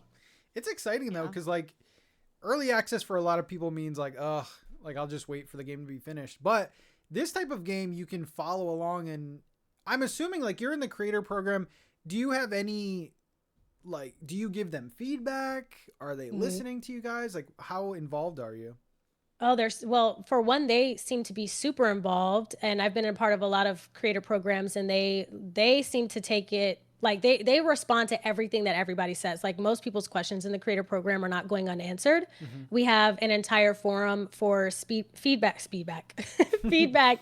specifically, and there's paragraphs in there from other creators sharing what their community is hoping for, how the game is playing. We report bugs, report literally everything, and they're really responsive there too. So yeah, they're taking a lot of the feedback very seriously, which I think is great to see for an early access game. Yeah, so we have a lot of resources for us to basically share anything that we would hope to see, what we think could be better, and also bugs and stuff that are happening in the game as we're playing. Yeah. I think we gotta so it's play good. the Peyton. The You gotta game? get your phone out. We Okay. should search Inzoi, Paralives, and Sims. We're on the same page. We're on the same page.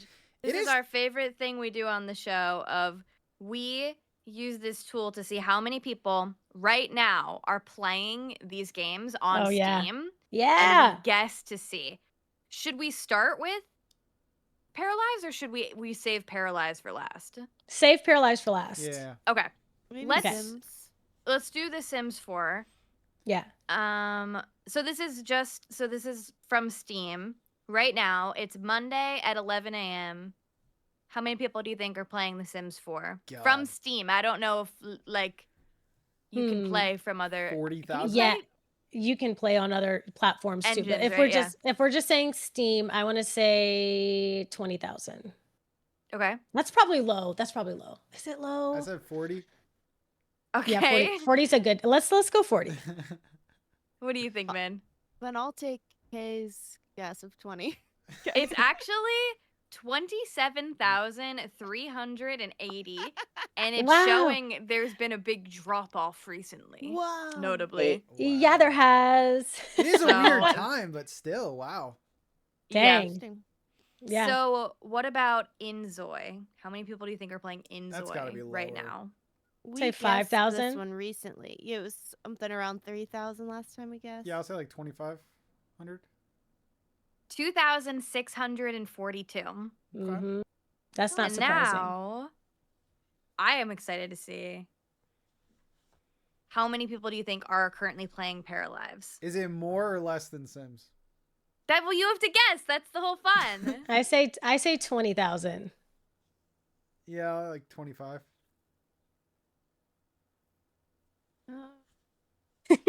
Min's like, I gosh. don't know. Yeah, because I'm thinking about like the time of day it is. Too much. Well, 25K. It's of course I just clicked off of it, but I know it's 23,121. And so just a reminder, Wow. The Sims was 27,000. So That's Damn. great. that's actually a pretty comparable Yeah. amount, especially because the game just came out for the general public, like a week ago? Yeah. This is a week later, so I feel like if we were going to see a decline in terms of like if people are enjoying it or not, we would have seen it drop. So the fact that it's still going strong a week later is impressive, I think. Yeah, Yeah. those are really big. I mean, we play this game all the time on this show, and we'll look at a game when it drops and it has a bunch of people, and then we'll revisit it literally a week later, and it'll be like 10. not even 1,000. Like- 10. Yeah, it's crazy. So the fact that there are still a lot of people, I think, it shows that people are really interested. And I think for these kind of games, it's so important of like what you were saying you're experiencing so far with the creator program. With early access, I feel like games can get killed by how the developers respond to the players and by no one wants to join early access if you can't see what is on the horizon. Yeah. So it seems like for this one, they've like put out, like we saw like the several page roadmap, and then I'm sure there'll be even more. So Yeah. that's very Mhm. exciting. It is Yeah. very exciting. I'm really glad. I'm just genuinely happy for them. I know that there's a lot of controversy about how long that they've been in basically haven't released the game. There's been some pushbacks, like they were supposed to release and then they delayed release and all that stuff. So there was a lot of stuff that happened there, which is understandable. But like, I'm just happy to see that they had a successful early access launch and that they are interacting with the community and taking feedback seriously. And I feel like that's a really good sign for the future of the game. And especially, again, you can see the love that they poured into it. I think if 20,000 people are still playing a week later, you know, that's no small feat. You know, that means something. So I'm happy for them. Yeah. And while we're on the topic of like The Sims and Paralives, what do you feel like are the biggest, like what makes Paralives different from The Sims? I feel like I've been getting that question a lot, and I'm like, I don't Yeah. know because I don't play them enough. But I feel like knowing you're a big Sims player in the past too, like you might be Yeah. able to see. I think so they're the same. in a lot of ways. They're the same at the core. You make a character, you control their lives, and you watch how those lives unfold however you deem fit. At the base, they're similar. When you look at the actual gameplay mechanics and how you can do different things, that's where they separate themselves out. So, of course, in the build mode, there's a lot of different things that you can do in build mode very easily that you can't do in The Sims. The character creator, I think, is, in my personal opinion, and everybody can have different opinions on this, but my personal opinion, the Paramaker is much better than creating a sim. And early access, which I think is important to note. There's a lot of things that we had to have mods for example, like making fingernails. If you wanted fingernails, that was a mod that you had to download. Oh, wow. You can add fingernails to the game. There are a lot of accessibility things. I don't want to say a lot, but there are a couple of accessibility things like top surgery that exists in the game. You also have prosthetic legs that you can have and recolor the prosthetic in the game. You can also have a hearing aid. So there's a lot of things that they've included there. Yeah, that's really important. And just Different creating a colored pair. eyes and like one sock or something Yeah, like that. you right? can literally change so they have an option that you can click where you want it changed on one side, the other side, or both sides. And so like, Ooh. yeah, so you can have like one shoe on and no shoe on the other foot, or different shoes on both feet, or different color eyes. There's a word for it, but I don't know the name. But two different colored eyes. The heterochromia. Yeah, I love that. When people have that, it's so cool. Yeah, so there's that. In build mode, now don't get me wrong, like The Sims has an excellent build mode. People can create some amazing things there. So I do think there's like small differences with Paralives, things that you can do without cheats that you can do in The Sims with cheats, if that makes sense. But the biggest difference for Paralives is in live mode, and more specifically, how you socialize with other Paras is, I think, one of the highlights of how they're unique and different. So, The Sims, for example, you have a bunch of different options that you can choose from when you go to click an NPC and talk to them. And like all these options open up into a menu and you can just click them, and you can queue up a list of things that you want your Sims character to do. So basically you could say make a joke, tell them of this, get to know them, ask them what they do for work, and you can have a whole thing queued up, and then you kind of just sit back and watch how all of those things play out. In Paralives, it's a card system, and a lot of their gameplay functions around this card system. It almost feels like a turn-based gameplay. Like if you've ever played a game that has like, it's turn-based, you're making me love this game more. I'm like, wait, why am I not playing it yet? What? Yeah, it's really interesting. Yeah, it's the best way. It's not exactly turn-based, but it feels similar in that way. So you'll click on an NPC and you have these cards that pop up, and the cards basically, well, that's how you communicate. So you'll say, introduce yourself. And then depending on how your para's personality is set up and depending on their mood, different cards will start to appear. So if your para is gloomy and maybe in a bad mood, then negative cards will appear. And then you can have negative interactions. But if you have like a really happy, like excitable para, then most of their cards that pop up are going to be like cards that's going to improve the moods of all the paras that you're talking to. And then and there's a couple of other cards. So you have a variant card. So it'll be like a card that allows you to do something in different variations. So maybe you have a card that says, ask them if they're single. Well, that card will have two variants where it's like, one is just a normal, like, hey, are you single? And then they'll tell you if you're single. And then there's a flirty variant where it's like, are you single? So now we're like flirting. And so you can choose from different variations of the same card depending on what you're trying to do. And then the most fun of all of them, and the most unique, I think, is the chance cards. So you have cards that have a percentage of passing or failing, and the percentage increases depending on how you've developed your relationship with that para. So we'll just stick with romance. Let's say I want to flirt with a para. It'll say you have a 15% chance that this will work out. So if you click that card, it's most likely to fail. And then when you fail, there's like this awkward interaction between the two paras and, blah, blah, blah. And then if you're developing your romantic relationship over time, then your chance card could increase to like 60. So now you have a greater chance for it to go through.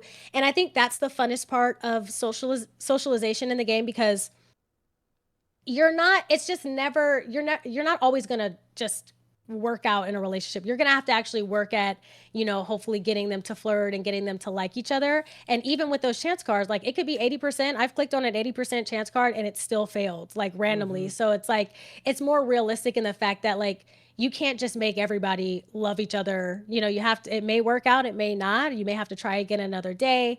And I think people really like that aspect of the game. But there are some drawbacks to that as well, which I don't know. People love or hate the fact that I compare the two, but in that same vein, I can't just go out. And this is where I think since we're on the topic, their relationship building in the game is going to be, I think, one of the make or break systems for them. Now they have said, because people have they're like, I just want to queue up interactions. And they're like, they have stuck to their guns. They're like, this is the way that we want this to work. We want the cards. This is what separates us. And I agree. They should keep it that way. It's what makes them unique. And I really like it. I do not feel like they should have a queue up or make it anything different than what it is. What I do think that they need to do is the fact that right now, if I wanted to go out for storytelling purposes and make an enemy, I can't do it easily. You know what I'm saying? So because like the percentages. So you don't have full control over the outcomes that you're hoping for. Exactly. But even then, if I decide to have a really happy Para, I'm almost never going to be able to make an enemy because of their personality, the negative cards are not going to show up. They'd have to be I'd have to go out and have them do something that makes them or puts them in a bad mood for them to have negative cards pop up. And even then I might click one negative card and it goes right back to us making friends again. Like they'll so I'll insult them. And then the next thing they're doing, they're just like, ah, ha, ha, ha, like laughing and talking. I'm like, I'm trying to fight you right now. Like I literally am trying to make an enemy. So that's the drawback there, that you don't have the control over, being able to just make an enemy if you want to do that. And so that's the biggest thing for me right now. My feedback is not to take away the cards or to queue up interactions, but I think they need to implement the ability, no matter on Moodlet, no matter on anything, that you always have a subset of cards that are romantic or evil or angry or whatever that you can always use no matter what. And maybe their chance cards improve or increase or decrease the ability for these to be successful depending on their personality or mood. So maybe then it's like, if I want to insult, I have a 50% chance of it working or something. I don't know, something like that. But we need the option to I want to go out and just make somebody an enemy. I need to be able to go out and do that. Like I want to go out and get into fights and do that just for the fun of it. And I don't want to be restricted just because my Para just happens to be like happy or whatever, I need to break up relationships. There are marriages that I need to ruin. And I need to be able to do this. And I need, the other Paras to hate me to do it. That's what I'm saying. Please let us fight. It's too happy, Please. okay? Jeez. I don't need all this joyfulness, okay? I need chaos. I want to burn the town down if I want to, okay? Yeah, I was just looking through the mods. And hell yeah. There doesn't seem to be any conversation ones. Maybe that's too advanced for... modders can do anything, but I don't see a lot of those. Yeah. I wonder if they've even allowed people to play around with it. I wonder, because they I think when you go into the mod menu, there's a whole list of things that you can use as a guideline. Yeah. So I don't know if it if it's right or wrong. I wonder if they haven't given modders the ability to mod a part of that system that's really important to making them unique. So I don't know. Yeah. Maybe. There's also the whole storyteller thing too. Yes. Where you pick a storyteller in the beginning, and that kind of helps determine how difficult things will be for you or how balanced your gameplay will be. And then there's every night when you go to bed, you have 3 different cards, I think, that come up that you can choose from that can help you. Much help you. Why is this a deck builder? And no one told me. Oh my God. It literally has deck builder tendencies. It feels like that. And that's a great point. I meant to include that too. That's the other part that sets them out. One thing about playing life simulation games, it requires a level of imagination. Mm-hmm. If you're gonna have fun in a game, you can't just go into it and think okay, we're just gonna, you have to be this is my Para, this is my sim, and I want them to be this type of person. I want them to have these type of relationships, and you kind of have to use your imagination on how those things are gonna play out. Now, if you struggle with that part of it, then you may struggle, especially long term, enjoying life simulation games. But the thing that Paralives does better, and I think different from The Sims and Enzoi, is they have some really goal-oriented gameplay and even some farm sim elements to it as well. So like, for example, there's a community board where you can go, and the community board has daily requests from other parafolk that you can accept, and then you go and complete whatever the request is, and then you can make paradigms, which is the in-game currency. And so there's that element, and then that shows up as like a little checklist item that you can pin to your screen and focus on doing. You also have the storyteller, and the storyteller is really cool, like you mentioned, Min? What? I'm like literally. That's my para's name now. I'm sorry. There you go, Pin. I'm sorry, Min. They have the storyteller, and you can actually edit the difficulty level of your game, so you can make things really difficult in terms of live mode or live mode, or you can make things a lot easier. So like, you can make it to where when you get pregnant, you have like your chance of having twins or triplets is like increased, you know, and then like maybe you just start having babies galore and it's like chaos. Or you can make it really difficult to have, you know, twins or triplets. You can also change your lifespan. You can change how long your pregnancy duration lasts. Like, you can change a lot of these settings at any time in the game. But your storyteller at night, like you mentioned, will basically create different storylines for you to go through. So basically there are, what did they call them? They're basically life goals, essentially, that you can choose from. So your life goal can change depending on your storyteller, but it'll pop up and say, let's set some new life goals for you. Maybe you want to find a romantic relationship and you want to have babies. And that'll be the goals that you focus on for the time. Or maybe you want to focus on having a house that's worth 40,000 paradigms. You want this much furniture. And then there will be a subset of goals that you can actually pin to your screen and focus on that for your parafolk. And as you complete those, you get rewarded, and then you can choose a new life goal, you know, at a later date. And then there's also like I think there's story cards, and it'll just give you random buffs. Like, maybe you get buffs that improve your ability to have romantic relationships, or maybe you'll get a buff for work, and, you know, all that kind of stuff. So the storyteller is a really cool aspect, but I say that to say that in addition to the community board and, you know, parafolk asking you for help with certain things, you also have these goals that you can focus on. And what you guys may like, they also have a community center and a museum that you can donate to.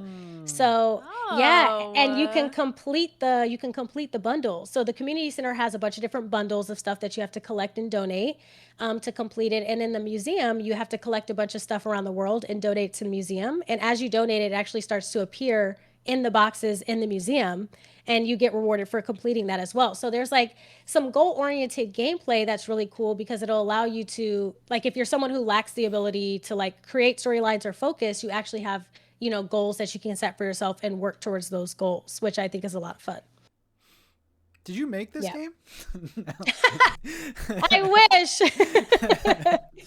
No, that's actually really appealing, because even a lot of our audience, like, they like games, but at a certain point, it's like, well, what am I doing this for? So that's good that there's direction. I always like direction. Yeah.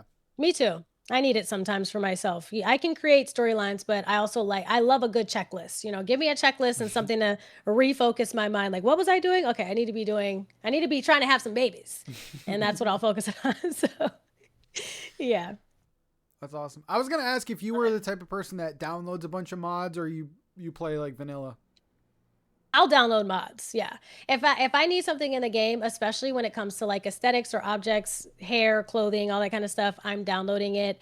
I also want to download some of the mods in the game that just improve gameplay right now, which might change as they, you know, add certain things. But like, for example, they have a mod that will show you every para on the map. So like, if you zoom out, or like one of my wants was like, when you go to the map view, you can't zoom out far enough. So you kind of have to like scan the map for a while to find what you're looking for. Somebody's already created a mod where you can zoom completely out and see the entire map in one view. So that's like one that I want to download too. But yeah, I wouldn't say I'm like the heaviest modder, but like if I see something that I like, I definitely download it and I'll have it in my game for sure. I also want to play with some aesthetic mods. I personally love how Paralives looks, but I'm just curious to see how drastically it changed. Yeah. I think it would be cool to see. So I want to do some of those as well. Have you messed around with that yet, Min? Have you looked at mods? I've never used mods from the Steam Workshop, so I'm assuming it's like really easy to do. Yeah. But yeah, I think for me, mostly I would want to do like aesthetic things too. Like I want Mhm. more hairstyles. I like making the paras, but if I'm trying to make a certain character, I felt like there wasn't enough like hairstyles and stuff. Yeah. So I kind of like that was one that was in my head. Um, but I don't know. Mostly I feel like I don't really need the mods just yet. I Yeah. have so much to explore. Or like with the build mode, when I figured out what did you call them? Those little like Separators? dividers, Yeah. separators. Yeah. Mhm. I was trying to make like stairs that go up to just kind of a balcony area in the Yeah. house. And it took me a second to figure it out, but I did Yeah. figure it out. So I was like, oh, wait, I can't do that. And then, like, yeah, I can. I just have to figure out how to do it. So I feel like I'm still learning like the base So stuff. much. So I wouldn't want Mhm. anything too drastic yet. But Yeah. Yeah. I am really curious about it. I think it's fun to scour their workshop and just see what people are making, you know. But I will say there's a lot of hairs and stuff coming out, like hairs, and I think they'll probably start with like clothing and stuff that I'm excited to download. They Ooh. even have like a coffee pot mod because one of the things that I was so sad is like they don't have a functional coffee pot yet in the game, which is such a small thing. But I'm like, I want my No, parent but to go down. that's your thing. Hello, I need a cappuccino. I need an Yeah. espresso, you know, in the morning, and my parents need that as well. So, like, you know, I really want to download that one so they can go down and have a cup of coffee. That will hopefully, because, like, again, I run my parents to death. Okay, we are staying up all night, and you may have to work in the morning, but you're gonna have to do it tired unless we have coffee. And I need some coffee to increase their energy Yeah. before they run off to work. So, Kay's got yeah, all the that's- bad cards.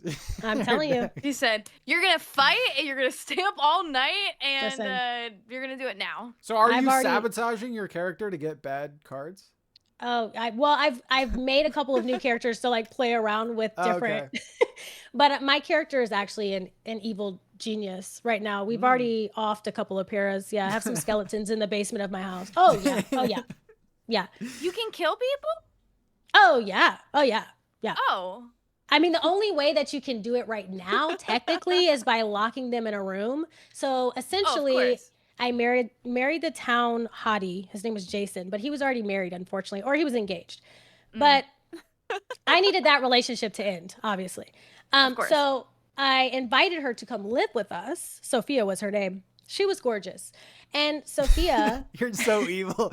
She was gorgeous, but she was gorgeous. She was. Stunning. She had to Loved go. her. She had a great personality.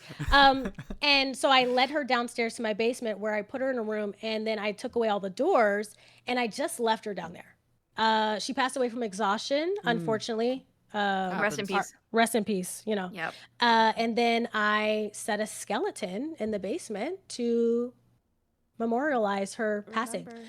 That was nice of you. Yeah. I know. I feel like that. I mean, come on. The nicest Yeah. thing I could. Unfortunately, Jason also left one of my baby. We had babies. He left our baby outside the house on the ground, which may have been a bug, maybe not. But he also unfortunately had to go. So Of he course. unfortunately caught on fire and passed away. And I memorialized him with a skeleton as well. So we've got a lot of skeletons. A lot of things are working. You know, things have happened. So, yeah. If you Yeah, tell us this I game love has it. creature collecting, Peyton's gonna download it right now. Well, there's gonna be pets, so I mean, Yeah, there we go. what the heck? There is going to be pets. Yeah. I gave Pat my key, so I might have to take it back. Actually, Oh. Be like, Oh. come on, give me that I'll back. undownload it. Undownload it. Yeah, no, it's fine. Oh, yeah, there are pets coming. Apparently, you're going to be able to make them in the Paramaker too, which is exciting. Ooh. Oh, that's Oh, so that's cool. so fun. You can have Dexter. Oh my god, I can. Yeah. I would love to have Dexter. He needs to be in the game. Oh, that's so fun. I feel like you I was excited to come into this because I knew that Min had played it. I knew that Pat had like seen more content about it. I have seen next to nothing and Mhm. like you have sold me on this game. I'm Really? like, "Oh, yeah." I'm like, "Wait, why?" Because I was like, "Oh, it's going to be like The Sims." And I'm like, about The Sims, but I'm like, wait, why does this like sound so much fun? Yeah, it's a good time. It's got some differences. It is a lot like The Sims, don't get me wrong, but I think it's got some cool aspects that I think you would like. Yeah, you For were sure. mentioning the Ew. vibe the vibe is different from like something like even Inzoi. It's just it Mhm. seems like it's kind of like a start over point for a lot of the Sims community, and it's like it's Yeah. exciting. Like get on the train because it's in early access, so the game could still be molded to like what you want it to Oh, do. yeah. So Yeah, yeah. I Yeah. think the most important thing everybody can be doing right now is just like showering them with feedback, showering them with things that they hope to see in the game, telling them what they love, what works well, what doesn't work well, and allowing them to, just like you said, just continue to mold it over Mhm. time, yeah. because it's got a lot of, it's got a lot of potential, I think. Yeah. Yeah. Is this your game of the year so far, or Whoa. not quite? I know it's only Woo! halfway. I would say my game of the years is probably Pokopia, if we're being honest. Mhm. That one had like completely changed my mind, but I would say this is top 5 of my list for 2026 so far, for sure. Yay. Yeah, go. a lot of Awesome. fun. A lot of fun. Cool. Yeah, it's so cool that it's finally here. I know. Because I feel like it got delayed at one point too, right? So it's like even longer waiting. But Mhm. Yeah. so that's all the questions we had on Paralives. Was there anything else you feel like we missed or that you wanted to say about it, or any No. questions you guys had, Pat or I think Peyton? you guys had great questions. I think I asked Yeah, all I- mine. I feel like I feel like you brought up so many interesting points too for the listeners, whether they're into games like this already or if they're Yeah. not. I feel like Yeah. you did a really good job outlining like what people Yeah. who are used to these games might like, and also Yeah. people who've never played these type of games might like. And I think that's really nice and exciting. Thank you. I think the one thing I will say is it is buggy. I always want to reiterate that because I don't want anybody going into the game thinking like they're going to have this super smooth gameplay experience. Like your para may bug out and you lose, your creation of them or what they look like while you're creating them. You may lose a house that you're building. Live mode is not going to function super smooth. There's all kind of bugs in there. It's like babies are buggy. They are so buggy. They're buggy as hell. It's so bad. Like they they will like just glitch out of their crib and things like that. But like in general, especially if you're someone who loves to be a part of an early access game, providing them the feedback, playing it in the hopes of helping to, mold the game and how it progresses in the future, then I think Paralives is like, especially if you love life simulation games, is a game a lot of people should check out. Mhm. It's great. Yeah. Okay. So Awesome. yeah. Well, thank you so much for joining us and being our expert on the game today. One last time, where can people find you? Thank you so much for saying that. Yeah, people can find me at Let's Play K on YouTube. I'm also on Twitter and Instagram at Let's Play K and TikTok. Let's Play K. Let's Play K everything. Nice. With a Z. Yeah. With a Z. Yeah, with a Z. Yes. Thank you so much. Yeah, with a Z. But yeah, so it's Let's Play K, and again, I'm a variety gamer and streamer over on YouTube. So if you guys are interested in seeing Paralives, seeing Pokopia, seeing Disney Dreamlight Valley, all of the games, then feel free to come hang out. We'd love to have you over there. Yes. And thank go you guys check for out having Kay. me. Thank you for being Absolutely. here. Thank you for being here. Oh, thanks, Our- guys. But yeah, so we'll be back with more email questions right after the break. Hey, it's Min, and I'm here to tell you about Slow Burn merch. Did you know that if you go to slowburnmerch.com, you can pick up Slow Burn merch? We have hoodies, t-shirts, hats, and more.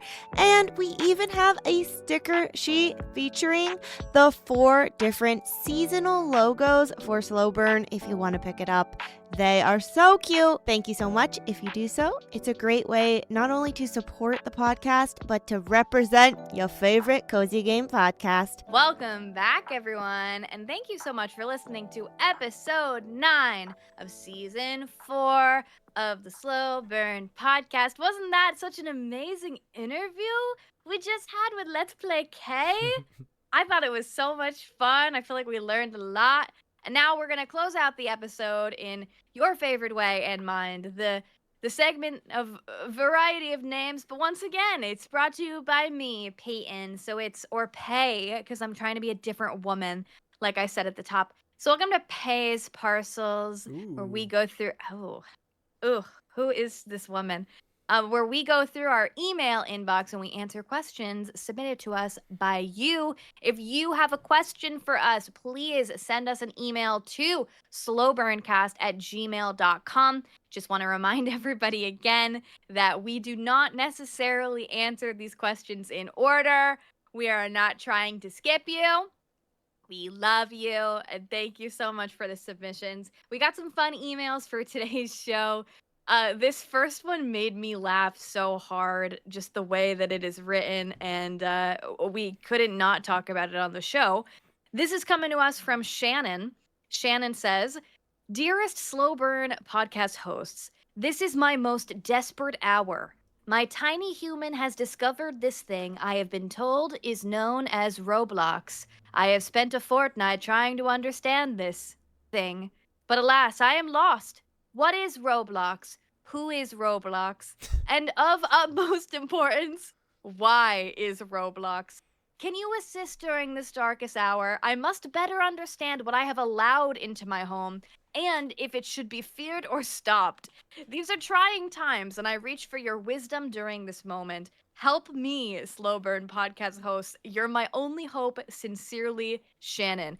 P.S. But okay, seriously, do you understand what Roblox is? Because I play video games, and my brain blue screens every time my child asks me something about the game. And why does every child seem to be playing this game right now? I do not understand or compute. Thanks. I mean, how are we not going to answer that? Yeah. Right? I mean, that's a dire need for help right there. I feel like this is an advice column they're writing into, and I love this. it. This is an advice column. This is like, dear Burnies, ooh, give us your hot advice. It's like a late night. Okay, we're on the line with our late night caller. Tell this and running. Tell us about your relationship problems tonight, late night caller. Anyway, I have things to say about Roblox. Do you all have things to say about Roblox? A little bit of things. What, why, how, when, where? We'll never know the why. I think that's going to be the mystery. So Roblox is weird because Roblox itself isn't a game. Like, it is, but it's more of like a universe, and then there's game making tools in it. And yeah, I would say the majority of people that play Roblox are younger. It definitely skews younger. I don't know a ton about it. I will say though, like, in all seriousness, there has been some like very predatory things that have been going, like adults have been going on there and talking with younger kids and stuff. So I would be cautious because it is like an online game that you can like communicate with people and stuff like that. So I would definitely be cautious, but for like little kids, like what options do they really have? I mean, they're going to play Fortnite or Roblox or Minecraft. I think Minecraft is probably the winner in that, but I don't know. You guys have anything else to add on it? But yeah, it's basically like a game maker kind of. Mm-hmm. Yeah, I was going to say the same thing about it. Like, it's a big realm of games within a big game kind of thing. So it's like they're not just going to open up Roblox, play Roblox. They're like playing some type of game within Roblox. Like, there was a long time ago when I was starting my channel and I was looking up strawberry cows and games, and there's strawberry cow and Roblox. And so I was in, like, it was my first time playing, so I went in there and I'm trying to find it. And I had no idea what was going on and what I was doing, because I'm like, what is happening? And I don't know. It was just this really weird experience because you could just talk to people, ask people questions, and they would like try to explain it to you, but you're like, what? What do I do? You know? So it's a very interesting game, but that's not all that it is. Like, Peyton's played the Dress to Impress, or like there's all these other things within it that are probably easier to learn for people. So I don't know. Yeah, I mean, I think you guys summed it up good. It is like this game where people make other games within it. So not all of it is child friendly. I'm sure bless you. I don't know if you heard the sneeze from off over there, but there was a sneeze that happened in this room.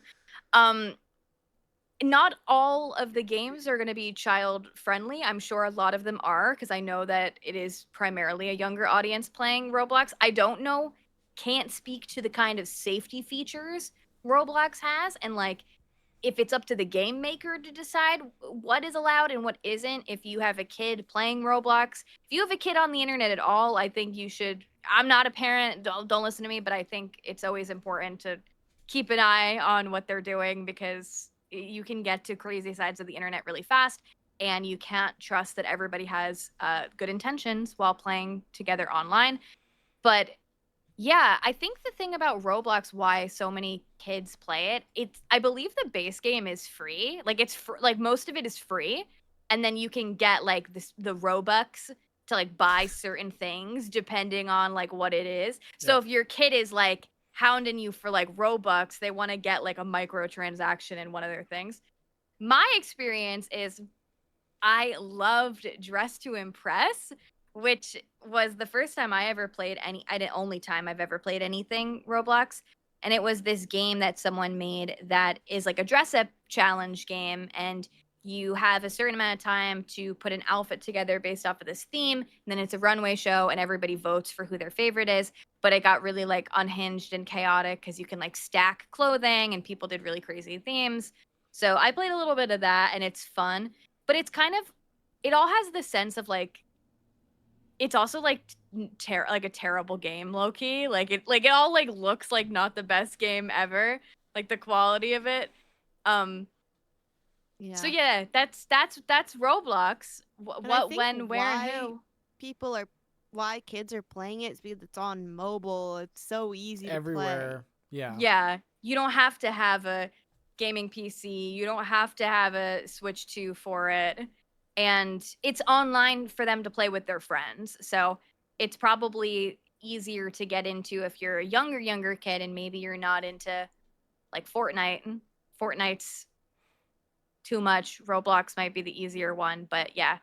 Definitely watch what the kiddos are doing. Next week we're bringing on a 7-year-old to talk to us about No, Roblox. we're not. No, we're not. No, okay, imagine I would love a 7-year-old to tell us what we got wrong about Roblox. I would love I feel like we Roblox explained to me by a 7-year-old. Yeah. Anyway, Shannon, I hope that helped your quest, and thank you so much for the question. We have another question. This one is from Ganucci. Hello, Pat, Peyton, and Min. It's Ganucci. I've sent a similar email before, but I hadn't heard in that pod yet, so I've made a revised and shorter version, and I'm so sorry, and we love you. I feel like I never see anyone playing a Switch on public transportation, whether it's the train, plane, or bus. It makes me, an adult, super self-conscious to play because on the rare occasion I do see a Switch in public, it's a child playing it. You spoke in an episode back in February about how some people still associate video games with children, and despite me trying to be like, who cares what other people think?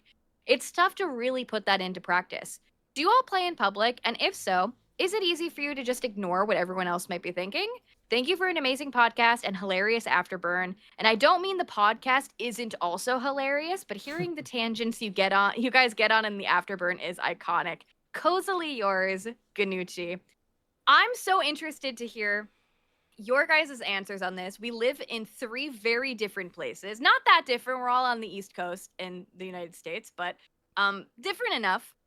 Do you guys often see people playing video games out in public? And if so, are they exclusively children playing Roblox? Roblox isn't on Switch, right? It's not on consoles. No. But maybe they have a Steam Deck. A $900 Steam Deck. Ugh. Yeah, I've seen people play in public. I've seen people, like, I don't travel too often, but here's what I do when I travel. I pack my Switch, and I never play it. And it's just, I just get on a plane or, like, a train or whatever, and I just don't take it out personally. I've done it before. I played on a plane before, and it was great.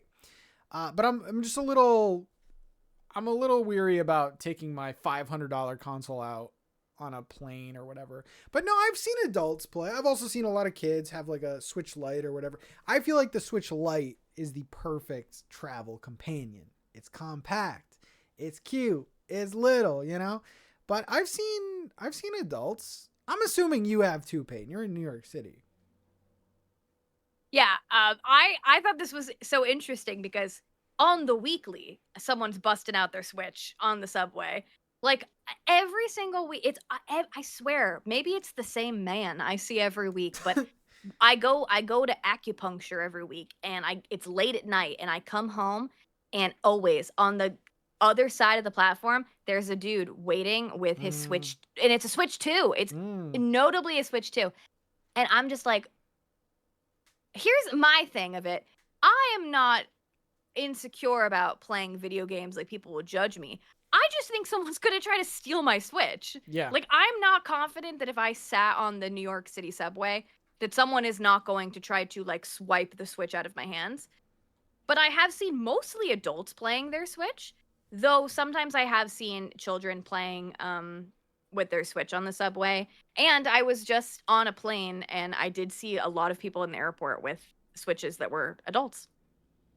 So. Do you ever try to, like, look over and see what they're playing? Yeah, sometimes. If I'm close enough, I'm like, ooh, what are you playing? And then it's like, ooh, Animal Crossing, ooh, Mario Kart, you know? So, yeah. What about you, Min? I don't know that I notice other people playing it out in public and stuff, but I do play it on planes. I played that one with the turnip that we played for the... Oh, Turnip Boy Commits Tax Evasion. Yeah, I played that whole one on the plane ride to and from California. And I played recently when I went to visit my sister in California, I played Tomodachi Life. I made a new save. My husband's on this side, some other random guys on the other side was playing he was playing a game on his phone, and it was just like gambling or something. Oh. That's the slot machines. It was like the slot machines. And he played Car that for the full 5 hours. I was just going to say, I then- was like, I play Car Match on the subway. No, it was different. And then, yeah, he probably saw me drawing my in-depth characters the whole time, and then me making my husband, and then me laughing and nudging my husband and be like, look what you did. I don't care. Yeah. This last time I brought my Steam Deck, and I went to North Carolina, and I played some Lost and Found Co. on the plane. I've also played, like, Squeakgrass and stuff. I feel like I don't really care. I do sometimes wonder when I'm playing, like, is the person next to me looking? Because I was playing Lost and Found Co. and I'm like, maybe they see the object and I don't, and like, could they tell me? I don't think it's that deep, but I don't think they're. Well, no, play with pride. Own it. Yeah, because like I'm probably more embarrassed about what pops up on my Twitter versus like what. Because, like, my Twitter, listen, I'm, like, scrolling on Twitter on the subway, and I can't predict how dirty the Heated Rivalry edit is going to be in public that pops up. It's not my fault. Is the person next to me, like, maybe about to see something? I can't say that. I can't say that for sure, but who cares? Own your stuff. Yeah.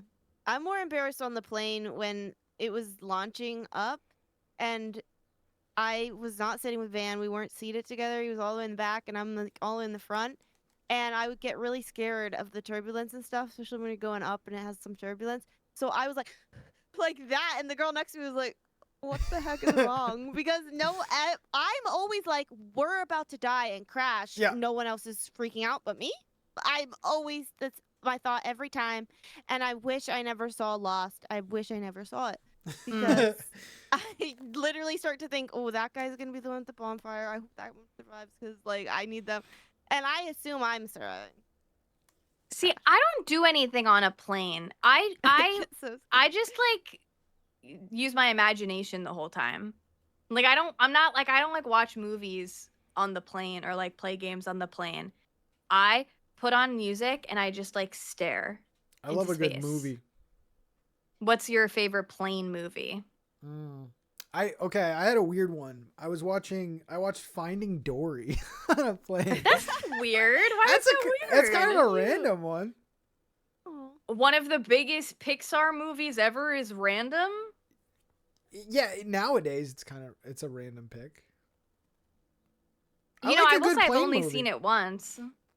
I watched Dune 1 and 2 to Japan. How Oh, was wow. it? Great. I love Dune.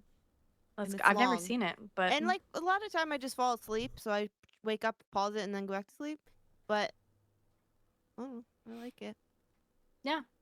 Well, there you have it. Thank you so much for that email question. Keep them coming. We always appreciate your emails. Be sure to send them to us at slowburncast@gmail.com, and we might just read your question, comment, or concern on a future show. And yeah, thanks for listening. This was such a great show. I feel like we talked about a lot of things. I don't want to say that I don't want to hype up next week's show, but like It's going to be a good next one. week you should listen to next week's show. Next week's show is going to be crazy. Make sure It's you just guys gonna be me turn and Peyton, but Yep. Yeah, Pat's going to do the Just wholesome kidding. direct, and then he's going to be big he's time out. and not do He the show made it anymore. Big time. Yeah. Yeah, we're but going to just a go over reminder, every game. yeah. And if you would like to, because by the time you're listening to this, it's only a couple days away. What we want to double check the time. What time is it at? The Wholesome Direct? Noon. On Saturday? Noon Eastern. Okay. Make sure you tune in to the Wholesome Direct on Saturday, June 6th. And you will see Pat and Min as official co-hosts. You're both going to live stream, right? Mm-hmm. Yeah. Great. So you can watch them watch it. You can watch Have Wholesome us up. Game. Have everybody up, and us up. yeah. Thank you again to Let's Play K for joining us on today's episode. Make sure you go send her all of the love and check out her channel as well. Anything else? Oh, the Afterburn's gonna be spicy today, so Spicy Afterburn. Come- oh, yeah. come listen to it. Really spicy, actually. Yeah. Alrighty, guys. We will see you again next week. Bye, everyone. Bye. Bye.